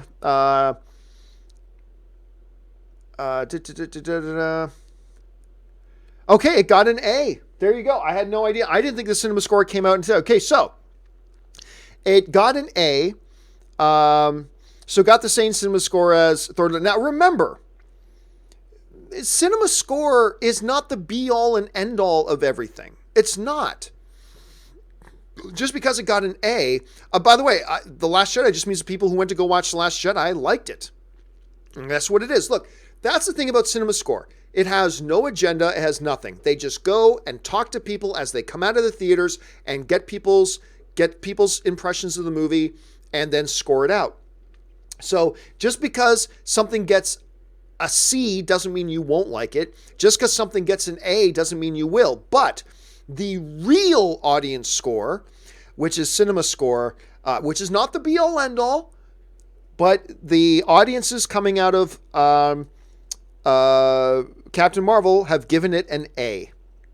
So there you go. Not an A+, but they're giving it an A. So there you go, guys. There is your real audience score. Your real audience score is an A. So there you have. Again, that's not the be-all end-all. Keep that in mind. But it is a little bit of an indicator, so there you go. Thanks for pointing that out, ZOMG. Okay, let's see. Hector Jeter writes, what is it, Doctor? What's going on? Not sure. Haven't seen anything like this. The Anita Bryant concert. Clearly, Hector, you're giving me a quote, and I can't remember what it is. I don't know what it is off the top of my head. A fan of Peanuts writes, Captain Marvel hit your top half of MCU films? I'd say yes. Yeah, I put it in the top half. I'll put it in the top 10. Where exactly in the top 10, I'm not 100% positive, but I know it's not in my top 3 or 4. That I know for sure. But I do believe it cracked into my top 10, so I'll say yes, it's in the top half. Hector Jeter writes, Captain Marvel has an A on cinema score. Well, there we go. Yeah, so everybody saw that it did actually get its score dropped, and now you're letting me know, so thank you for that. Schnelly Hope writes, are you aware of the Critical Role D&D Kickstarter? Yes, I am. Have you ever watched an episode? If so, what are your thoughts? Yeah, I have watched some Critical Role. I think it's awesome. They put a Kickstarter together because they wanted to make, I I can't remember if they were trying to make an episode of something or trying to make a movie of something, but they way overachieved on their goal on Kickstarter. They made like 5 million or more. I can't remember the final number. To the point that now they're doing a full series. They're going to do a season of something on it, which I think is just awesome. Okay, Javier Riaz writes, we lost Biggie Smalls 22 years ago today. I did not realize today that this was the anniversary of that. I didn't know that. Thanks for bringing that up, Javier. Ian Buck writes, if Captain Marvel opens with 160, does that make it the highest opening for a superhero that has never been on any other movie? Also, my theater was full of guys. I think it would be. I think it would be. Yes. Yeah, I'm going to say yes. That makes it the biggest opening ever for a character that has not already appeared in another movie. So like Black Panther appeared in another movie, right? That Black Panther was introduced in Civil War and had a big intro in Civil War. So Black Panther was actually his second appearance. We've never had Captain Marvel on screen. So Captain Marvel, again, is more in the vein of a Doctor Strange or an Ant-Man. And yeah, I think that would make it the biggest opening. Now, I have to double check that, but I'm thinking, Ian Buck, that if it does come in, and again, that's assuming a lot. We don't know it's going to come in at 160. Let's be clear on that. We don't know this. Yes, Deadline is kind of projecting that, but we don't know that that's the case. So let's not get too carried away with that just yet. We'll have to wait and see. But I think you're correct. I think you're right. So we'll have to find out. All right. Timothy Plott writes, strange women lying in pounds. Oh, strange women lying in ponds, distributing swords is no basis for a system of government. Supreme executive power derives from a mandate from the masses, not from some fanatical aquatic ceremony. That was one of the great lines from Monty Python, Quest for the Holy Grail. One of the absolutely great lines ever. I love that. It derives from a mandate from the masses, not from some aquatic. And then he calls her some kind of name as well. I love that scene. Strange woman lying in ponds distributing souls is no basis for a system of government. What made you king? The lady of the lake, aloft caliber from the water, denoting that I, by the will of God Arthur, shall be king. Strange woman lying in ponds distributing souls is no basis for a system of government. I love that line. Great quote, Timothy. Great quote. Demetrius Donata writes, a fan of Vudu alongside Movies Anywhere. Vudu has an option for most digital releases to also send you physical copy as well. I like having both. I love physical, but digital have better sales mostly. I agree. Look, I'm a digital guy. I've been a digital guy for many years. I abandoned physical media a while ago. That's just me. But if you're going to ask me, is it better to have both? Absolutely it is. If I didn't know about this option of Vudu, I buy all my movies on Google Play. That's where I buy all my stuff.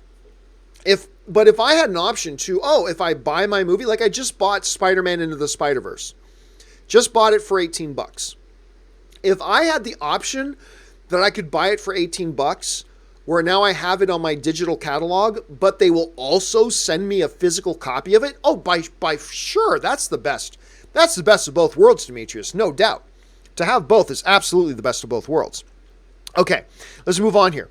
James Hardy writes, theater I was in for Captain Marvel was packed and lots of viewings sold out here in the UK. Liked the film a lot. Yeah, I tried to find a showing today that I could go see. And the only screening in my area, and I've got 3 movie theaters, all AMCs within a 10 or 15 minute walk of where I live, that all have multiple screens and multiple showings of Captain Marvel. And the only one that I could find a seat, and had one single one left, was at 10 o'clock this morning. And I went to go see that. And yeah, I've kind of been overwhelmed by how full the theater's been. Now, I'm sure not every theater is full. I'm sure many of you probably went to a theater that it was half empty. Of course you have. Of course. This movie isn't going to make $250 million opening weekend, so I'm sure there are some theaters that are going to be half empty. But yeah, I've been kind of surprised that all the theaters near me have all been pretty much packed out. CMJ World writes, do you get recognized at show by cashiers? Oh, yeah, quite a bit. It's actually kind of neat. The most fun one was Ann and I recently, last year, Ann and I went to Boston because Ann works for Hasbro, and every once in a while she has to fly out to the East Coast to Rhode Island, which is right by Boston. She flies out to Rhode Island for work. And I just decided to go with her this one time. So I went out with her, and then we got one of her big bosses at Hasbro, and her and we decided to go see a movie. She had never seen Greatest Showman, and it was still playing at this movie theater right beside Gillette Stadium, which is where the New England Patriots play football. And I had to visit Gillette Stadium because, you know me, I'm a Patriots guy. I had to go visit the Holy Land. Anyway, there's a movie theater right beside Gillette Stadium. And we went in, and as soon as we went in, like a bunch of the staff of the theater, like I often have the staff of the theater, like we'll go up and get popcorn. And of course, because a lot of times the staff of the theater are hardcore movie guys, and a lot of movie guys will watch movie stuff on YouTube, and some of them will come across me. So yeah, it happens a lot when I go to theaters and have people come up and say hi, which is awesome. I get a big kick out of that. I really do. It's very humbling. But yeah, often too, it's the staff. It's the staff of those theaters that say hi a lot. David the Goliath writes, I like that name, David the Goliath. Do you think Warner Brothers should make another Justice League movie with the same Wonder Woman, Aquaman, but with a new Batman, Superman, and ignore the earlier Justice League and BVS movies? Will it make $1 billion? Well, it's hard to say, David. I do know this. They have no intention of making another Justice League anytime soon. They will eventually. For sure they will. But if we've learned anything from a lot of the comments coming out of Warner Brothers recently, it's been that they're very happy charting a course of doing isolated one-shot movies that are in the greater world with all the other characters, sure, but will not have any involvement. They're not doing anything to build shared cinematic universe. They're not doing team-up movies. They're not doing anything like that. They're really focusing on just making good solo movies, and they're having some success. Wonder Woman worked. Aquaman worked. It looks like Shazam's going to work. Wonder Woman 1984 is probably going to work because it's still Patty Jenkins directing it. So I don't see why that one wouldn't. So I wouldn't expect another Justice League anytime soon. As far as what they should do later on and eventually, well, what they should do is that's completely arbitrary, right? Like, we got to see where they're going to head. What are they doing with this universe? Let's see Shazam and let's see Wonder Woman 84. And then once we do and we get a sense of where they're going, then we'll get a sense about whether they should just scrap the old Justice League and do a totally new Justice League without Batman, without Superman, because it doesn't sound like they have any plans for Superman anytime soon. I mean, that's kind of an unfortunate truth that we found out from them. So we need more information. Right now, we need more information before we start saying, should they do this with Batman? I mean, I don't know. Let's see what their plan is for the movies, and let's see how this new direction with their cinematic universe starts to take shape, David. All right. Let's see. Borament writes, in Avengers 1, Nick Fury stated that S.H.I.E.L.D. found out they weren't alone in the galaxy. You probably meant S.H.I.E.L.D. didn't find out they weren't alone in the galaxy until Thor landed on Earth. Was that a lie? Well, I don't know. Look, in any cinematic universe, you're going to get some inconsistencies, right? It's not as bad as Fox with continuity schmontinuity when it comes to their X-Men movies. But you are going to get some trivial inconsistencies as you grow and develop. And remember, when did they say that? 8 years ago? I can't remember. Was 2009? Is that when? Hey Google, what year did the Marvel's Avengers come out in theaters? I don't think Google knew what I was talking about. Hey Google, what year did Marvel's The Avengers come out? The Avengers came out in the United States of America on May 4th, 2012. Oh, 2012. So that's later than that. Okay, so 7 years ago. Not 8. It was 7 years ago that it came out. So yeah, in 7 years they come up with new ideas and new directions. And yes, the things they do may have minor, like that little thing you said, like something somebody said in some throwaway conversation. You're going to get minor inconsistencies.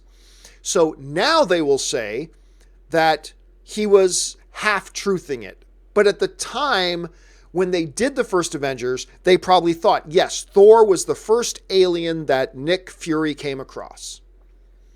But now as the cinematic universe grows and expands, they change that up a little bit.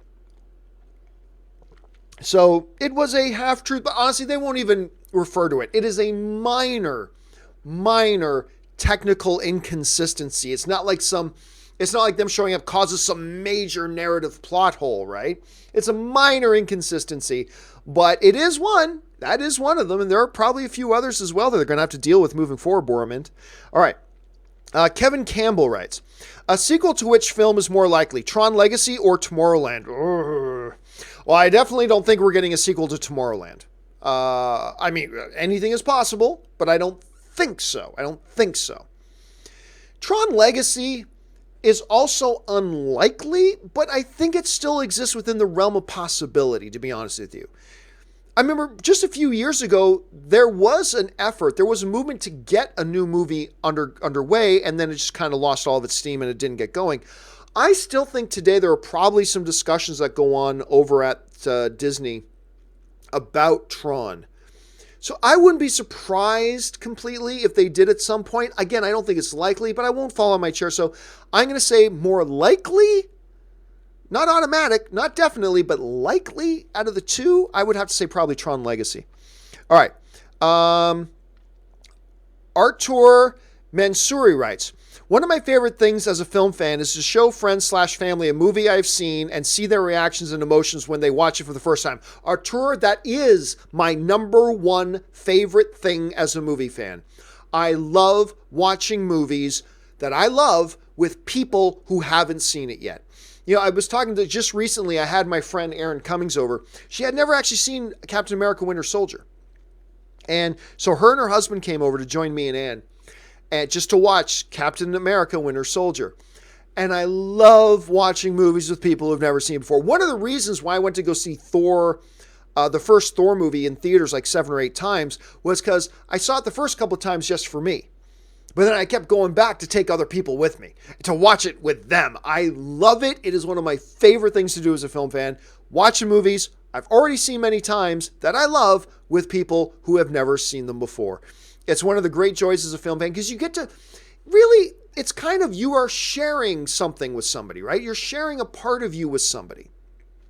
That this is something I love and I want to share it with you. And I want to be there with you as you experience. And then we create these shared experiences together. One of the reasons I love movies so much, so I'm glad you're on the same page with me as that, Artur. Okay, Haskell, 420 writes, hey, John, Captain Marvel's out. Endgame trailer gotta be this week, right? Not necessarily. Saw no Avengers cast this week on GMA / Kimmel. Only one is Ruffalo on Fallon Thursday. Does he have anything coming out? If not, maybe then on Friday morning. Well, here's the thing, Haskell. There's been a rumor going around that I believe has some validity. I don't know that it's true, but I put a little bit of stock in it at least. There has been a little bit of a rumor going around that advanced tickets for Avengers Endgame will go on sale on April 2nd.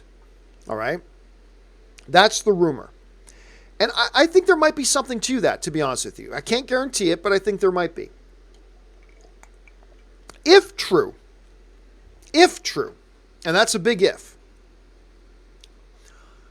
then I think there's a chance that the trailer drops on April 2nd.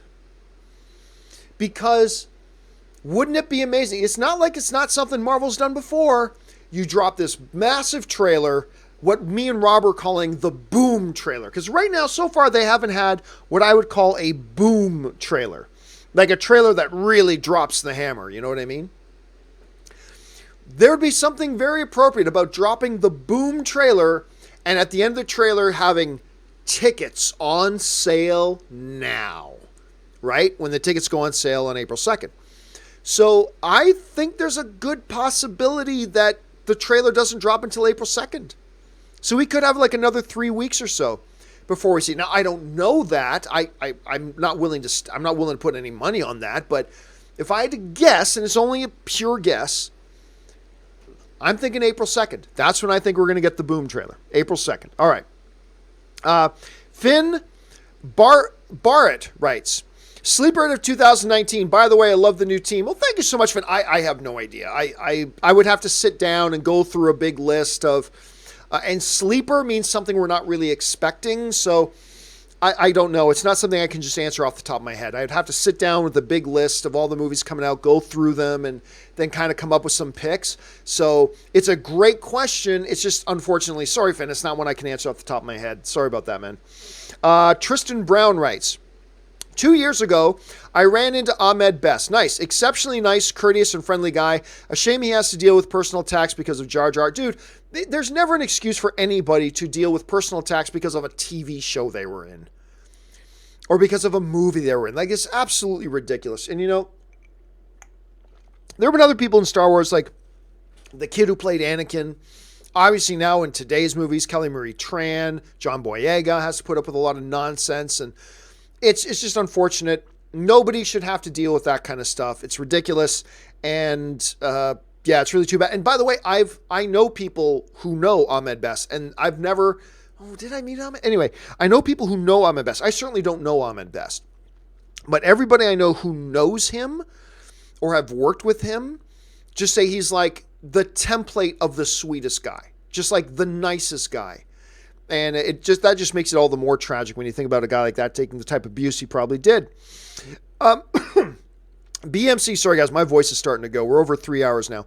BMC writes, over under 30%, the new Batman debuts in Birds of Prey. Ooh, I'm going to take the under on that. They're going to debut Batman and Batman. There is no way Matt Reeves is going to let some other director direct the audience's first experience with Batman that's not under his control. Now, it's not an impossibility, but I will take well under 30%. I mean, anything can happen, but Matt Reeves has been working so long on this Batman movie that do you really think he's going to let Batman's first impression on the audience be some other director's take on the character? I don't think so. It's possible. I ain't going to say it's impossible, but I'll definitely say well under 30%. All right.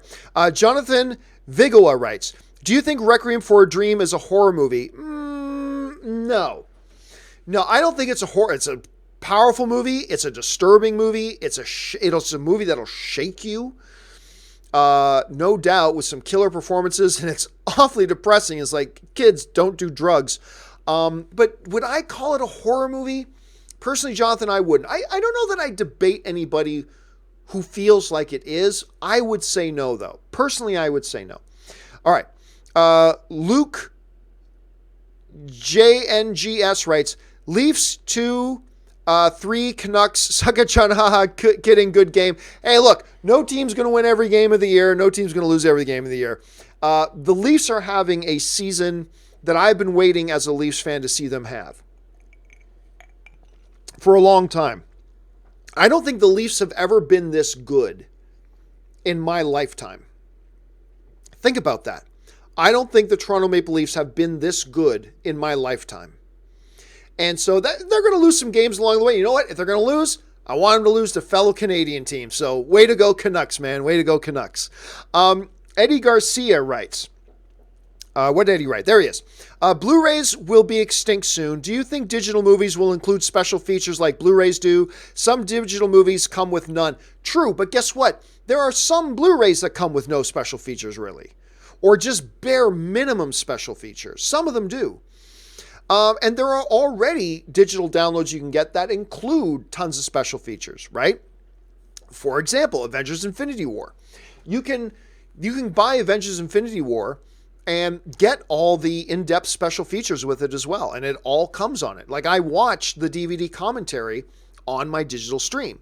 So I think more and more as Blu-rays disappear and streaming becomes more and more predominant, I think you're going to see more and more. We're already seeing that process happening. You're already seeing the process of more and more of these movies you can buy online, including the special features in them.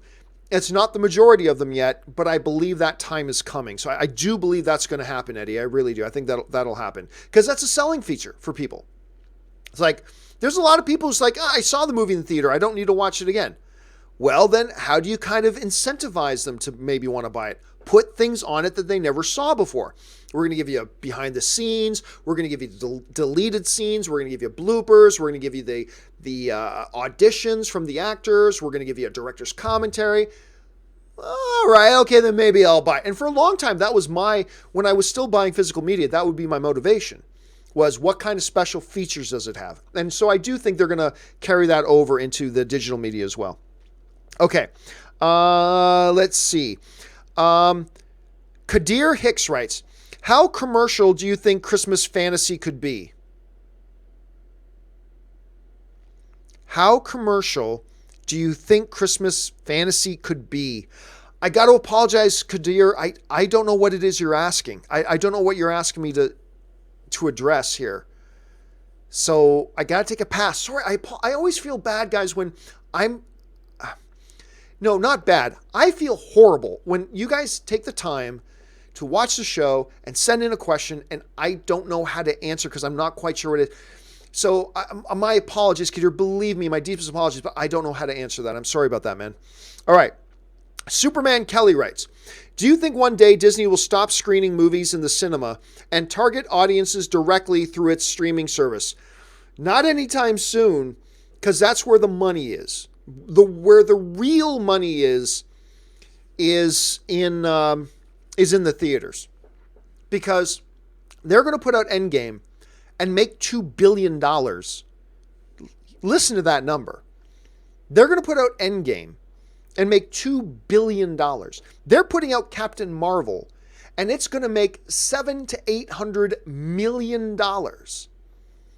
before it ever gets onto streaming. That's where the real cheddar is. That's where the real money is. Can it happen eventually someday? Perhaps. Is it going to happen anytime soon? Not when you're leaving $2 billion on the table. No. Not when you're still getting people to sign up for your service anyway, and on top of that, you put it out in theaters first and make $1 billion. Or you put it into theaters first and make $400 million. Or you put it into theaters first and make $250 million, and then you put it on your streaming service and still get everybody to sign up. Sounds like basic math. Timothy Platt writes, I think the mid-credit scene for Avengers 1 is the best. Damn it, I can't remember what the mid-credit scene for the first Avengers is. It's not Shawarma, because Shawarma is the end credit scene, right? What is it? Damn it, what is it? What is the first post-credit scene? I can't remember what it is off the top of my head, Timothy. I'm a little stumped. Aaron H. writes, my theater reacted like a game-winning touchdown in the Super Bowl for that mid-credit scene. Got me pumped. Dude, one of the audiences I saw with too did that. That first mid-credit scene, again, we're not going to give away what it is, but when that first mid-credit scene comes up in Captain Marvel, people lost their freaking minds. They absolutely lost their freaking minds. All right. Where'd we go here? Okay.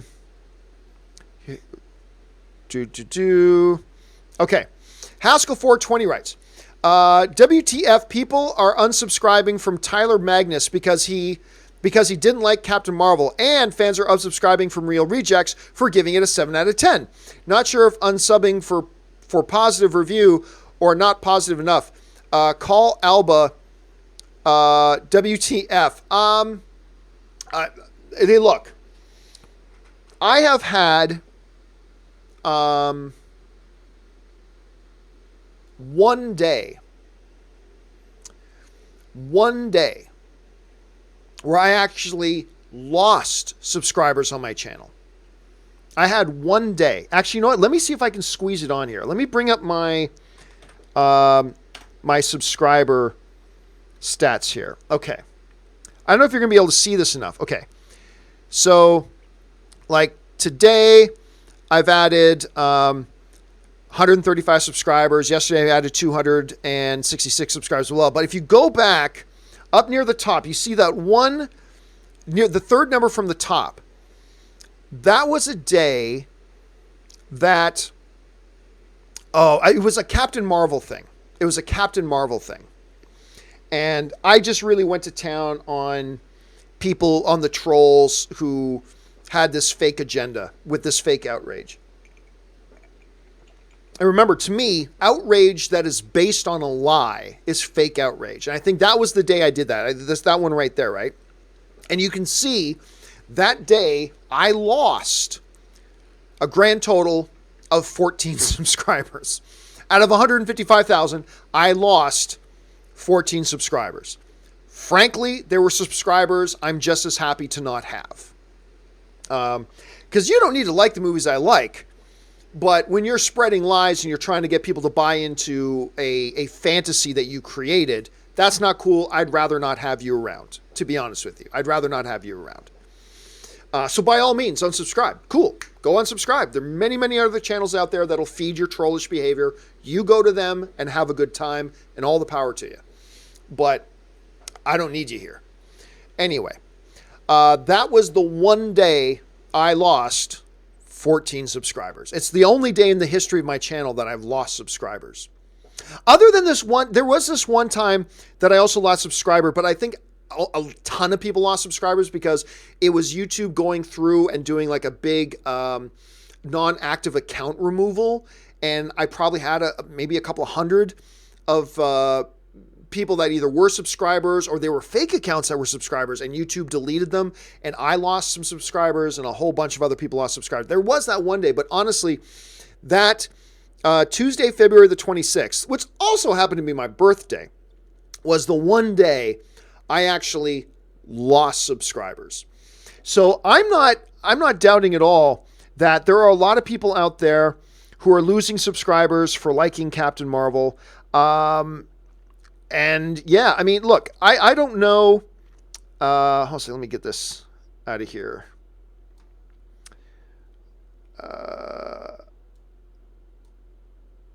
What the hell? Why can't I get a hold of this? Anyway, let me get the real thing back up here. I don't know what's going on with Tyrone Magnus's page or Greg. By the way, Greg Alba is going to be on the John Campea Show on Monday. So it's going to be me, Robert Meyer Burnett, and Greg Alba from The Real Rejects. I like Greg very, very much. I've really liked him and his stuff for a long time. Him and John's, both of them.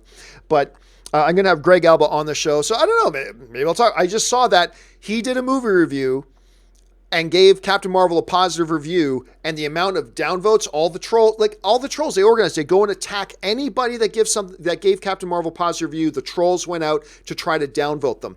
Here's the funny thing. I have been noticing lately a little bit of, I think, a change in the YouTube algorithm, where it used to be before that downvotes could hurt your video. I've been noticing that on the videos I put out that the trolls have targeted to come and downvote are actually, I get more than my normal number of views on. Which I talked to another guy who's a YouTuber, is a much more successful YouTuber than me, who said he's been noticing the same thing, and he's thinking the algorithm for YouTube right now is actually even downvotes are being registered with the YouTube algorithm as engagement. And the more engagement, the better. And I've actually been noticing that, like, my Captain Marvel review got tons of downvotes, tons of them. But I also got like 125 or 130,000 views on that video, which is way above normal for me. And I noticed my search engine ranking on it went up with all the downvotes. So I don't know if there's a thing there or not, but I'll talk to Greg about it. I'll see what Greg has to say.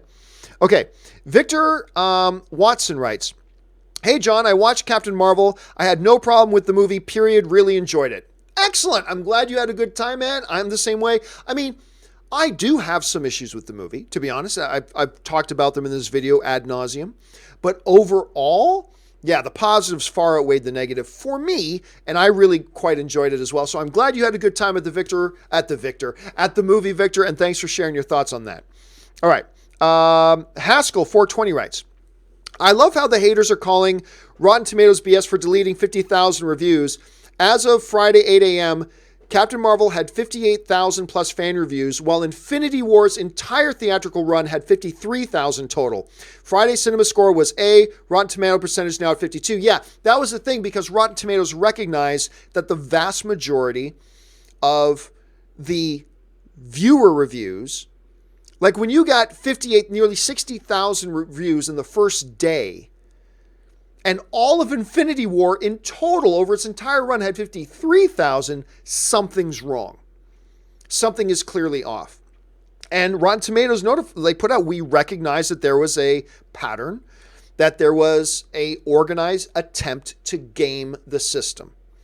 And they caught on to it, and they recognized which things were fake, and they deleted a ton of the fake ones. So, and then all the trolls who want to be able to game the system and get all those fake reviews on them, and they cried and they cried. It's like, oops, I'm sorry. Did you get caught? Did you get caught? I'm sorry. But yeah, I mean, it's clear. When that many votes were registered on one day, almost all of them, the negative ones, and all of Infinity War got 53,000, clearly somebody's trying to game the system. Clearly they're trying to game the system. And why are you upset that Rotten Tomatoes has caught that and is putting a stop to it? Oh, because you're one of the people who wanted the system to be gamed. Got it, right? I mean, that's the only explanation for that. But yeah, I mean, hey, there you go. It is what it is. Okay, James L.H. writes, some more movie trivia for you about Bob Anderson. He immigrated to your Canada, became technical director of the Canadian fencing in Ottawa. Very good. You know what? I actually had a family member who was in fencing in Ottawa. I wonder if they went to the same thing that this guy taught at. I don't know. I'm sure there's more than one fencing place in Ottawa, Canada. By the way, James, a little trivia for everybody. Speaking of Ottawa, when I ask a lot of Americans, what do you think? What's the capital of Canada? People say Toronto. It's not. Toronto is not the capital of Canada. Ottawa is the capital of Canada. A lot of people don't know that. I was often surprised for how many people don't know that. Murray Reich writes, hey, John, what happened to your just kidding. I'm not sure what we're talking about, but let me just check out the big fella. Yep, big fella's still there, so nothing happened there. So we're all good, Murray. We're all good. Victor Watson writes, Samuel L. Jackson and Goose the Cat, so dang funny. I'm telling you what, I'm not all big on spinoffs too much, but you announce tomorrow a Nick Fury and Goose, Agents of S.H.I.E.L.D. spinoff movie, I'm there. You announce a Nick Fury and a Goose the Cat spinoff, maybe if Marvel just started doing their digital shorts again, and did like a little 7 or 10 minute digital short of Nick Fury and the cat and Goose the Cat, I'm all on board, man. I am all on board for that. I'd be down to watch that every day, twice on Sunday. James L.H. writes, John, as you and critics are accused of being shills or in fear of the mouse, imagine if you did a show in Mickey Mouse t-shirts, product placement. Yeah, it's great. Here's the funny thing. So one of the biggest problems in film fandom, and I talk about this all the time, is, and we all are guilty of this. We're all guilty of this. I have been guilty of this. I think sometimes I got to catch myself when I'm being guilty of it. You're probably guilty of it. But I've said for a long time, one of the worst things and one of the worst habits of film fans is when we make excuses for why other people don't like what we like or like something we don't like. Like, somebody wrote in a little bit earlier on the show, said, hey man, I watched Captain Marvel and I didn't like it. Maybe I need to see it a second time. And I'm like, no. Make no excuses. You don't need to make an excuse for why you don't like what you don't like. You didn't like it. You don't have to go out and watch it again. Now, what we as film fans tend to do is we see somebody who likes something we don't like. Or more often than not, we see somebody who doesn't like something we like. And instead of just going like, oh man, that sucks. I wish you liked it, but you didn't. Okay. What we as film fans do is we make an excuse for why they don't, to try to discredit the fact that they didn't like what we like. You just didn't like it because you didn't understand it. That's a popular one. You just didn't like it because you're biased for this. You just didn't like it because of that. And then what also happens is when weak-minded, fragile little losers, but we all do this too, right? We all do this. We're all guilty of this sometimes. But what the weak-minded do is, oh, you like something I don't like? Will you just like it? And the big, weak, lazy fallback one now is, you get paid by Disney. Oh God, really? Can you not come up with something more original than that? Are you really so pathetic that you can't come up with something better than that? And it never matters. It never matters. Because I'm like, okay, so I'm paid off by Disney. Okay, so tell me why every time Agents of S.H.I.E.L.D. comes up, I will always tell you that I think it's a bag of shit show. Not just a bad show, it's a bag of shit. How come I will tell you that Inhumans was a crime against humanity? Why will I tell you that Iron Fist was total absolute garbage. Why would I have gone to the premiere of A Wrinkle in Time and come out and tell y'all this is a bad movie? If I'm paid off by Disney, why didn't I come out and say, guys, this Christmas the movie to see is The Nutcracker, because The Nutcracker sucked. If I'm paid off by Disney, Disney clearly ain't getting their money worth out of me. But then what happens is the Captain Marvel early reviews come out, right? The early social media embargoes list, and everybody comes out and say, man, this is a really good movie. And then you get all these weak-minded people who make up an excuse for why the critics are saying that. And they'll go, oh, you're just all paid off. You're just all afraid of Disney. You're just blah, blah, blah, blah. Okay. So Shazam comes out. The social media embargo for Shazam comes out. So by logical extension, you should think that the critics are being paid off for that too, right? Oh, no, wait. You want them to like Shazam, so you don't need to make them an excuse. See, that's the thing. If you're going to say they're all being paid off or afraid of Disney, blah, blah, blah, well, then why are they saying all these positive things about Shazam? You don't get to have it both ways. If critics are only saying they like Disney stuff because they're afraid that Disney won't invite them to stuff, then why are they giving negative reviews to A Wrinkle in Time? Why are they giving negative reviews to these films? Here's the thing. Why aren't they afraid of Warner Brothers then? You know, they've given negative reviews to a bunch of the DC films because they haven't been all that great. I mean, I like them, but a lot of people didn't like them. If they're only giving positive reviews because they're afraid studios won't invite them to stuff, then why are they giving negative reviews to other studio stuff? Not to mention the Mickey Mouse's negative stuff that they're giving too. It's just, it has no logic. It has no logic. But again, it's a part of the film fandom that we are all guilty of sometimes, this guy included, that we make up excuses because we don't just want to deal with the fact that somebody likes something we don't, or somebody doesn't like something that we do. So instead of just accepting it and going, oh, they like something that I didn't, we make up excuses. You just didn't understand it. You just don't like men. You just don't like anything by this studio. You must be paid off by these people, blah, blah, blah. It is the practice of the weak. And it's pathetic, and it's loser. And I just remember I had this one guy on social media once. If you're not being paid by Disney, how come you like this movie? Because I thought it was good. I said, by the way, I'm one of the only people on the planet that gave Justice League a good review too. Was I paid off by Warner Brothers? Well, no. Well, wait a minute. You said I was paid off because I liked one movie. How come you're not saying I'm paid off by liking this other movie? Oh, because you like that other movie too. Therefore, it must be above board. Anyway, it's the practice of the weak. And we all do it. Let's not judge anybody else too harshly for it, because like I said, I think we are all susceptible to that. It's a very human thing to do. We make excuses when other people don't have the same opinion as us. That's what we do. But as film fans, we need to fight against that tendency, I think. Anyway, blah, blah, blah, blah, blah. Jin Yuichi writes, for Endgame, remind Robert about Tony's promise to Loki in Avengers. If we can't defend the world, you can be damn sure we will avenge it. Yeah. Here's the thing. I've never really understood that line. Look, to me, Avengers is the best comic book movie ever made. I love that movie. But I gotta admit, that's a line that's never really made a hell of a lot of sense to me. Never made a hell of a lot of sense to me. Like, what do you mean you'll avenge it? You'll just be out for vengeance? No, you're trying to save the world. I don't get it. I've never really fully embraced that line. To me, it always felt like they just had to figure out a way to force in the word avenge. Right? It just felt like they were forcing it in, and I don't know. I don't think the Avengers are a band of people just out for a bloodthirst vengeance. I don't think they go after Thanos just to get their pound of flesh out of him. I don't think they're going after him for revenge.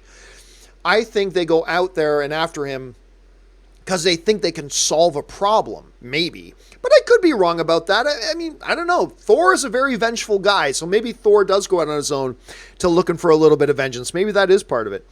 Dr. Bombast writes, I hope Captain Marvel don't defeat Thanos. The original team after 10 years deserves to be the ones who take Thanos down. No. These are fictitious characters that don't really exist. They don't deserve anything. They don't deserve anything. Fictitious, you serve the story. You don't serve the characters. You serve the story. And the Avengers had their crack at Thanos, and they got their asses kicked. They got beat. So, now I've said this before, Dr. Bombast, and I'll say it again. What I don't think is going to happen here, I think they're going to handle Captain Marvel much in the way that Superman was handled in Justice League. Superman wasn't the be-all, end-all solution. But with Superman, they were able to do something they couldn't do without him. Right? They could put up a fight with Steppenwolf, but they couldn't get the win without Superman there. But Superman couldn't have done it all by himself at the same time. It was when the team with Superman was able to go in and they were able to get the win together. I think the way they're going to do it will be much the same way with Captain Marvel. I think what the Avengers and the heroes could not do on their own, I think they will be able to accomplish with Captain Marvel there, but not that Captain Marvel could just fly in all by herself and just say, hey, the rest of you Avengers, Thor, Hulk, Captain America, Iron Man, Widow, everybody, you guys just have a seat. You just have a seat. I'll just go take care of this. I'll be back in 5 minutes. I don't think that's what they're going to do. I think it'll be much kind of like in the vein of Justice League, where it's like they couldn't do it on their own, but Superman couldn't do it on his own either. They needed to team up, and when they did it together, that's when they got the win. And I think that Captain Marvel, and I'm just guessing, by the way, I'm thinking Captain Marvel will be treated in such a way that it's Captain Marvel is the thing that puts them over the top. They couldn't do it on their own, but you add Captain Marvel to the mix, and now that puts them over the top, as opposed to just flying in and doing everything herself, you know what I mean? But again, none of the characters deserve anything, in my opinion. None, including my favorite character, Captain America. You don't serve the characters, you serve the story. And let's see where the Russo brothers go. My starting assumption is whatever the Russo brothers decide to do is the right thing to do, because they're the Russo brothers. They're the ones who've set up and created this, them with Kevin Feige. Whatever Kevin Feige and the Russo brothers decide to do, that is the right thing to do. Whatever Feige and Russos do, that is the right thing to do, because they're the ones, particularly Feige, who have laid all this groundwork in the first place. And if they're the ones who say, this is the way it's got to happen, then I'm just going to give them the benefit of the doubt and say, then that's the way it needs to happen. And we'll see if it works or if it doesn't work. But let's, as film fans, not go into Endgame with check boxes saying, if they do this, I won't be happy. And if they don't do this, I won't be happy. How about we just leave those check boxes aside? Go in and see the story they tell. And then it'll either work for us or not work for us. But we do ourselves a disservice when we go into a theater and saying, forget what the filmmakers want to do. If they do this, I'm not going to be happy, regardless of even if they do it in a great way. And if they don't do this, I'm not going to be happy, even if that may have ruined the movie. Let's leave all the check boxes out and just go in and see what they do and not have these little check boxes that predetermine whether I'm already deciding to like it or not like it even before I see the movie. And it's a habit that we as film fans all have, but we all got to fight against that, I think, or else we do ourselves a disservice, I believe. Anyway, Victor Watson writes, 2 movies I love with Harrison Ford is Witness, awesome, 1985, and What Lies Beneath 2000. I'll tell you what, I am in the vast minority on this. I hated What Lies Beneath that he did with Michelle Pfeiffer. And that is weird because everybody I know likes that movie. You're not alone, Victor. I know a lot of very, very cool movie people who love What Lies Beneath. I thought that movie was dumb. It's like they did every ghost story movie trope you could have done. Oh, yes. Yeah, so I get it. Woo, the ghosts are opening and closing doors. Woo. Oh, of course, there's a television. The ghosts got to fool around. Why is a ghost fooling around with the TV? I don't know. But there are so many slamming door jump scares in it and all. I hated that movie. I straight up hated that movie, Victor. But I'll tell you what, tons of people love it. Absolutely tons of people love it. So you are on the right side of history because you are in the majority. Most people love that Lies movie. I got to tell you, though, despite the fact that I love Michelle Pfeiffer, despite the fact that I love Harrison Ford, I just hated that movie. And anyway, there it is. Okay. DJ CD01 writes, "Hey John, loved Captain Marvel. Looking forward to the two Captain team up Avenger. Oh, the two Captain team up, Captain America and Captain Marvel. Looking forward to the two Captain team up Avengers Assembled. Man, I'll tell you what. I've been sitting here preaching this gospel, DJ, of don't have the check boxes, but I got to tell you, man." It's going to be very hard for me. I'll do it, but it's going to be hard for me when I go to that theater door and I'm getting ready to walk through the fresh threshold of the door into the theater to take the checkbox of Captain America's gotta say Avengers Assemble. It's going to be so hard for me to take that checkbox and say, no, I am not bringing this checkbox with me into the theater. I am leaving it out here. That's going to be hard because I so badly want to hear Captain America say Avengers Assemble. I want to hear it so badly, but I've got to take that and leave it at the door when I go in to see it. Hopefully I'll be able to do that because that's going to be a tough one for me, I admit. All right. Bedonsky98 writes, "Holy shit, Us has 100% on Rotten Tomatoes. I'm hyped." Yes. Now, don't get too hyped too quickly because remember... hold on a second. This is going to take me a second here. Remember that... damn it. Whatever. I got to try to just get rid of this thing. And I can't. Okay. Remember, though, there's only a few people who have seen it. So, I mean, we all expect it to be good. But just remember, right now, only a few people have seen the film. So let's not get too hyped up about it just yet. Not just yet. Just don't get too hyped up about the 100% rating just yet. Let me see if I can actually find how many people have reviewed it so far here. As I'm fiddling around. I'm having a problem with my browser here. Let's see. Okay. It has 33 reviews, which is great. 33 reviews and still strong, but remember, at the end of the day, it's going to be a little over 300. So right now, we've got about 10% of the reviews in. They're right now at 100%, which is great. I mean, that's great. I cannot wait to see this film. I can't wait to see what Jordan Peele's going to give us after Get Out. Just, again, keep in mind, there is only 33 reviews so far, so just keep that in mind. Let's see how that evolves as more reviews start to come in. Okay, where are we at right now? We're at Murray Reich writes, will the Star Wars Disney park have a special ride for cousin humpers? Yeah, they'll probably have like a genetic scan for them to say, okay, you can just go. I don't know. We'll have to wait and see. Zuza U writes, cinema score for Captain Marvel is A. Yeah, that's been coming in. Again, I'm a little bit surprised. I didn't think that was going to come out till Monday. Apparently it's out already. And there you go. The one true audience score, which still is not the be-all, end-all. Remember, it's just a survey. It's not the be-all, end-all. But it's the only one worth listening to. It's got an A, which is great. I kind of thought it would get a B+, but it got an A. There you go. Dr. Bombas writes, Captain Marvel, it's okay, but too overpowered for me. Again, I can't talk about that, DR, because that's getting into spoiler territory. So we got to save that discussion for tomorrow for the Captain Marvel spoiler discussion. So we'll leave that till then. Okay. Nimrod JD writes, sad Alita isn't doing well, loved it and want a sequel. I still think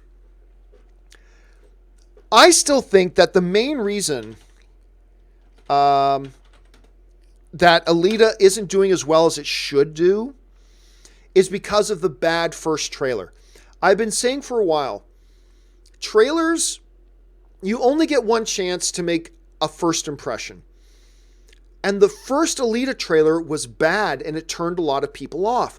When you turn a lot of people off with your first trailer, it's difficult to get them back on board. Now, the first Alita trailer turned me off, but the subsequent trailers I thought were really damn good, and it did get me back on board. And I like Alita Battle Angel. I think it's good. I think everybody should go check it out. It's not for everybody, but no movie is. But I think a lot of people did not get back on board. I think there's a lot of people that just couldn't get back on board. And that's why this movie that should already be at like 550 million, in my opinion, is sitting at 360 million. So it's struggling. I still think a sequel's possible, though. But I agree. It should be doing better. It should be doing better. All right, Nim follows up with sad. You put that in twice. Oops. Roman Bryant writes, adult Biff from the second. Okay, so yeah, it was the older one. That's cool because I think that dude is even funnier than the younger version. I think that's great. Victor Watson writes, I have a cat. To see a cat in Captain Marvel was nice. $155 million opening. I really hope it gets there. Shut some people up. Well, I'll tell you what, I thought it was going to be 90 to 100. I thought 90 to 100 was a success because that puts it ahead of films like Doctor Strange and Ant-Man, which is in the same category as Captain Marvel. So I thought if it opened at 90 to 100, that should shut everybody up. If it opens to like 130, 140, I mean, it won't shut people up. It'll make them even more mad. I'm so excited to see them get more mad. I'm excited to see them get more angry and to see what other type of spin they're going to try to put on everything to try to justify all the crap they've been slinging. But hey, whatever. Jared Murray writes, had an absolute blast with Captain Marvel. Glad you had such a good time with it. It's always fun when we get to go to these movies and have a really good time. Rufino Salazar writes, what's one of your favorite gangster? I mean, it's The Godfather. Some people are Godfather 2 people. I am the original Godfather. Now, don't get me wrong, Godfather 2 is an absolute masterpiece, one of the greatest films ever made in the history of mankind. But I'm one of those guys that leans more towards the original Godfather. Damn, I love that movie. Love that movie so much. Let's see. Mark Blaza writes, I don't think the Soul Stone theories work without the Red Skull explaining the mechanics of the Soul Stone. I believe that Red Skull has been freed, so scrap the theory. Well, hold on a second, Mark. Remember, Red Skull has only had that job for a couple of years, right? In the grand scheme of the history of the universe, the Red Skull has had that job for this tiny amount of time. The Soul Stone has been in existence since the beginning of the universe in the MCU. It was just in the 1940s or something? The Red Skull's been there like this tiny, tiny amount of time. So the Red Skull isn't the be-all, end-all when it comes to caretakers for the stone and what happens. He's only been there a tiny fraction of time. So I'm not so sure. Now, look, I'm not saying that I buy into the Soul Stone theory either, not by a long shot, but I don't discount it because of the Red Skull involvement, because Red Skull has barely been a blink in how long he's been there overseeing the stone. There could be 20 other beings out there in the universe who at one time or another were caretakers of the stone. Maybe 2,000 other beings out there who at one point in time were overseers and caretakers of the stone. Yeah, because it's just been a minor thing of a few decades in the span of millions of years that Red Skull's been involved there. So I don't necessarily buy into that Red Skull one. Not at all. Okay. Kevin King writes, John, have you ever seen the 1970s Captain Marvel? Yes, I have. The 1970s Captain Marvel TV show. It's available on the DC streaming service. We have certainly come a long way for superhero TV. What was most hilarious about that was the Red Skull in it. And also the way the Cap used the shield. It was glorious. I think you can find it on YouTube, as a matter of fact, because that's probably where I watched it originally, was YouTube. So I think you can probably find it there. But yes, man, we have absolutely come an awful long way. We have definitely come a long way, my friend. All right, Haskell 420 writes. Here we go. Haskell 420 writes. Before I said no MCU cast this week on GMA, Idris is Monday. Yeah, but Idris has a lot of things. Remember, Idris isn't in the MCU anymore. So I would not. Idris is probably for his new Netflix show that he has coming out. So I wouldn't count that as an MCU thing, Haskell. I'd put that one away. Okay. Hey, guys, listen. I still got a few more questions to answer, but I'm going to ask you guys right now, please, no more Super Chat questions. We have been going 3 hours and 40 minutes since we started. I've got to wrap this thing up soon. We still have a bunch of questions to get through. Hold on a second. Hold on a second. So we've been going for 3 hours and 42 minutes. I need to get this thing wrapped up soon. So please, I'm going to ask right now, do not send in any more super chats. I want to get through the ones that we have, and then we'll pick things up tomorrow for our Captain Marvel spoiler discussion video. Okay. We're going to move on now here. Let's see. Luke Blackwell writes, John, this year will be 20 years since The Phantom Menace came out. Now you've had 20 years to think about it. What's your official opinion on it? Well, everybody knows my opinion on it. It's terrible. It's absolutely terrible. The first time I saw it, I enjoyed it. I convinced myself to enjoy it because I had waited my whole life to see it. But the thing is, the very next time I saw it, I knew I liked it less. And then the next time I saw it after that, I knew I liked it less. And then the next time I saw it after that, I knew I liked it even less.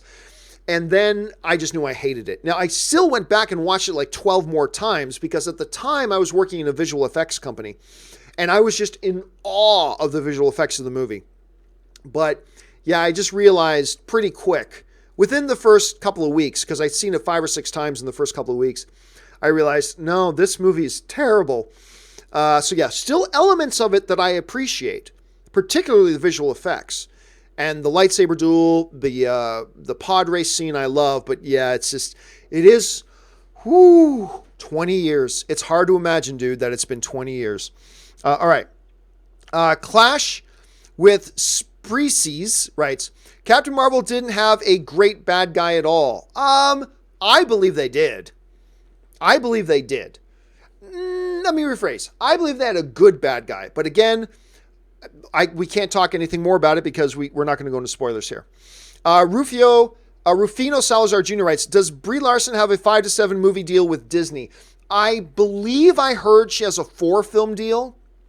That's what I heard. But look, Marvel only signs people to big multi-film deals because they want to make sure they have the ability to bring them back as many times as they want. It doesn't mean they have to bring them back again, but they want to make sure they have the thing. So you know she has a big multi-film deal. How many films is on the deal? I'm not 100% sure. I thought I heard 4, but it's very possible it could be 5 to 7. Gracchus Bloodlust just sends in a super chat. Thank you so much, Gracchus. Garkis, I should say. Thank you so much. That sounds like a orc name from the Horde. Lone Wolf X6 writes, hey, John, I hope you're having a good day. I'm having a great day so far, Lone Wolf. So knowing Godspeed and Red Death show up on The Flash, then you include Tom Reverse Flash. I'm excited. How about you? I don't know. Dude, I'm not caught up on The Flash, so I don't even want to think about it. I apologize for that, but I had no idea what's going on in The Flash. I don't know what's happening, so I can't talk about that right now. Remember, guys, there are shows I watched I may not have watched the most recent episodes of, and other people may not have either. Be careful not to get into spoilers. I know you didn't intend to. No harm, no foul. Don't worry about it, but I can't address that. Timothy Platt writes, Avengers mid-credit scene is the Thanos reveal. Oh, yeah, you're right. When his little sidekick dude, the Mouth of Sauron guy, is going, to challenge them is to court death. And then Thanos turns and smiles. You're right. How did I forget that? Thank you for following up with that, Timothy. I appreciate that, man. Let's see. Garcus Bloodlust writes, has the success of Black Panther and Captain Marvel paved the way for the MCU to introduce other ethnicities such as Asian, Indian, or Arab to have their own lead role in the MCU? I think it's broken down barriers that open those doors. Now, we already know there's an Asian lead one coming, right? So that we already know that's coming. They've already announced it like 6 months ago. That's happening. There's been some talk of a Miss Marvel film, which seems weird because it's a little derivative of Captain Marvel, but they've already talked Miss Marvel. So there's that one as well. I believe what these movies are showing is that the old ideas that all your leads have to be straight white men in order for your films to work, I believe those walls have been broken down. Don't worry, you're still going to see tons of straight white male lead films, absolutely. But I think what the success of these films have shown Disney and other studios is that you can make these films and have great success. And I believe that has broken down those doors. Let's see here. Where are we at here? Magic K writes, Will you wear Billy Batson's t-shirt or jacket when you attend the Shazam premiere? Hashtag say that word.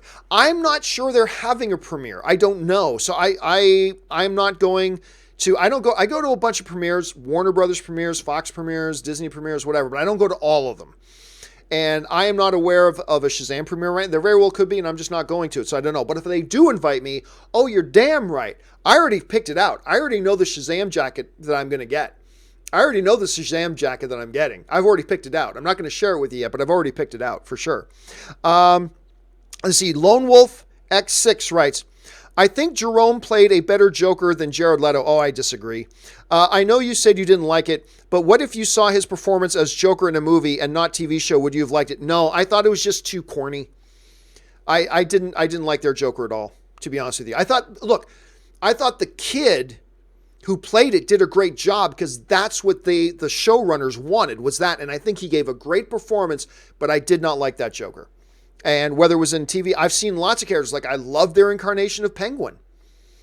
I like their Oswald Cobblepot. I like their incarnation of Joker, and that was in the TV show. But I like that. I thought the Joker character was just too goofy, to be honest. I much preferred the Jared Leto Joker, and that's cool. Not everybody agrees with me, and that's totally fine. As a matter of fact, I know a lot of people disagree with me, and that's totally cool. But you asked me for my opinion in that, and that's my opinion of it. All right. Where are we at here? Francisco Orozco writes, over under 100% that in Endgame, Tony says, Captain, and both Steve and Carol say what? At the same time, keep up the good work. Well under 100% because nobody's referred to Carol Danvers as Captain Marvel. No one's ever referred to her as Captain, right? We've never heard that terminology used to her before. Captain America is Captain Steve Rogers. That's who and what he is. So if you're setting the over-under line at 100%, I'm going to take well under that. I mean, it's possible, totally possible, but 100% means absolutely, and I do not think it's an absolute thing, so I'll take the under at 100% on that. All right, Lone Wolf X6 writes, forgive me, Cisco, but you've been dead to me for centuries. You've shown me what it's like to have a son reverse flash. That was a really good moment. I have really liked, except for last season, I have really liked all the seasons of The Flash. But that first season was particularly special. And that scene was actually really kind of cool. That scene was great. You show me what it's like to have a son and then puts the hand through him. That was a great scene, Lone Wolf. That was a terrific scene. I love that. And just one of the reasons why that season was so special to me. Okay.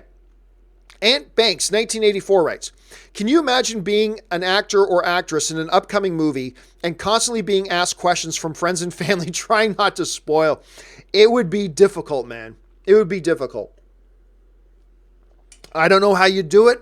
I don't know, man. I might actually just go to Hawaii or something and have no cell phone, have a burner phone that only the execs at the studio have my number to, and keep myself locked away to make sure I don't give anything away. Because it would be difficult, man. I'm telling you, because I'm a film fan, so I'd want to talk about it all the time. I would have to lock myself away to make sure I don't pull a Tom Hardy. To make sure, no, not a Tom Hardy. So to make sure I don't pull a Tom Holland and accidentally spill stuff. I'd have to really lock myself away to make sure I didn't do that. All right. Luke Blackwell writes, have you seen the 100 top 3 favorite shows? No, I haven't. And you're not the only one, Luke. I've had other people ask me about that, about the 100 and saying I should check it out. I've never had a chance to see it. I've never checked it out. So maybe at some point I'm going to have to do that. Whew, okay. Last question of the day. I think this is the longest open mic we've ever had. Guy Volt writes, if Captain Marvel ends up making $1 billion and you said Far From Home has a chance, that would be $3 billion in a row. You said Marvel would never have... No. I've never said Marvel would never have that happen. I said Marvel's never had that happen. I said when that happens, blah, blah, blah. But I've never said that Marvel will never have $3 billion films in a row. I have never said that. And if I did say it, it was just being misspoken. I was just saying things wrong. Because Of course, when you have a chain, when you have a franchise that has as many films that are in the billion-dollar club as Marvel does, then at some point it'll happen, right? At some point it'll happen. Now, whether Captain Marvel actually hits the billion-dollar mark, I still don't think it will. It'll be great if it does. Whether Spider-Man Far From Home does, I don't know. The last movie that came out from an Avengers movie, which was Ant-Man and the Wasp, didn't come anywhere near $1 billion.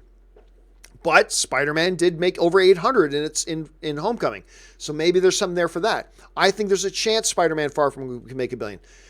If that happens, now you're getting into arguments of compounding ifs on top of its. It's hard enough to have an argument based on when there's an if factor, like if this happens, that's tough. But when you're building an if on top of another if Captain Marvel hits $1 billion, and if Spider-Man Far From Home also hits $1 billion, it becomes, well, anything can happen. But make no mistake about it, at some point, when you have a franchise like the MCU, it is totally, easily within the realm of possibility that could and will eventually happen. So I have never said, or at least never intend to say, that Marvel will never have $3 billion films in a row. I do not believe I've ever said that. Anyway, that will do it for me, guys. 3 hours and 54 minutes. We're tickling the 4-hour mark on this one. Thank you so much for being here and being a part of this. Don't forget, we do not have an open mic tomorrow. At least I don't think we do. Maybe I'll do an open mic for like an hour around noon to talk about general stuff. But don't forget, Robert and I have an open spoiler discussion on Captain Marvel tomorrow at 3 p.m. Pacific Standard Time.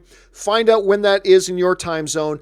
And make sure you come on back if you've seen the movie or if you don't care about spoilers. Come on back and join us at that time. We're looking forward to it. Guys, thanks so much for being here and for being a part of this and giving us all these topics to talk about and supporting the channel the way you do.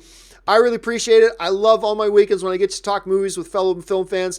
Thanks so much for everything, guys. My name's John Campea, and until tomorrow, bye-bye.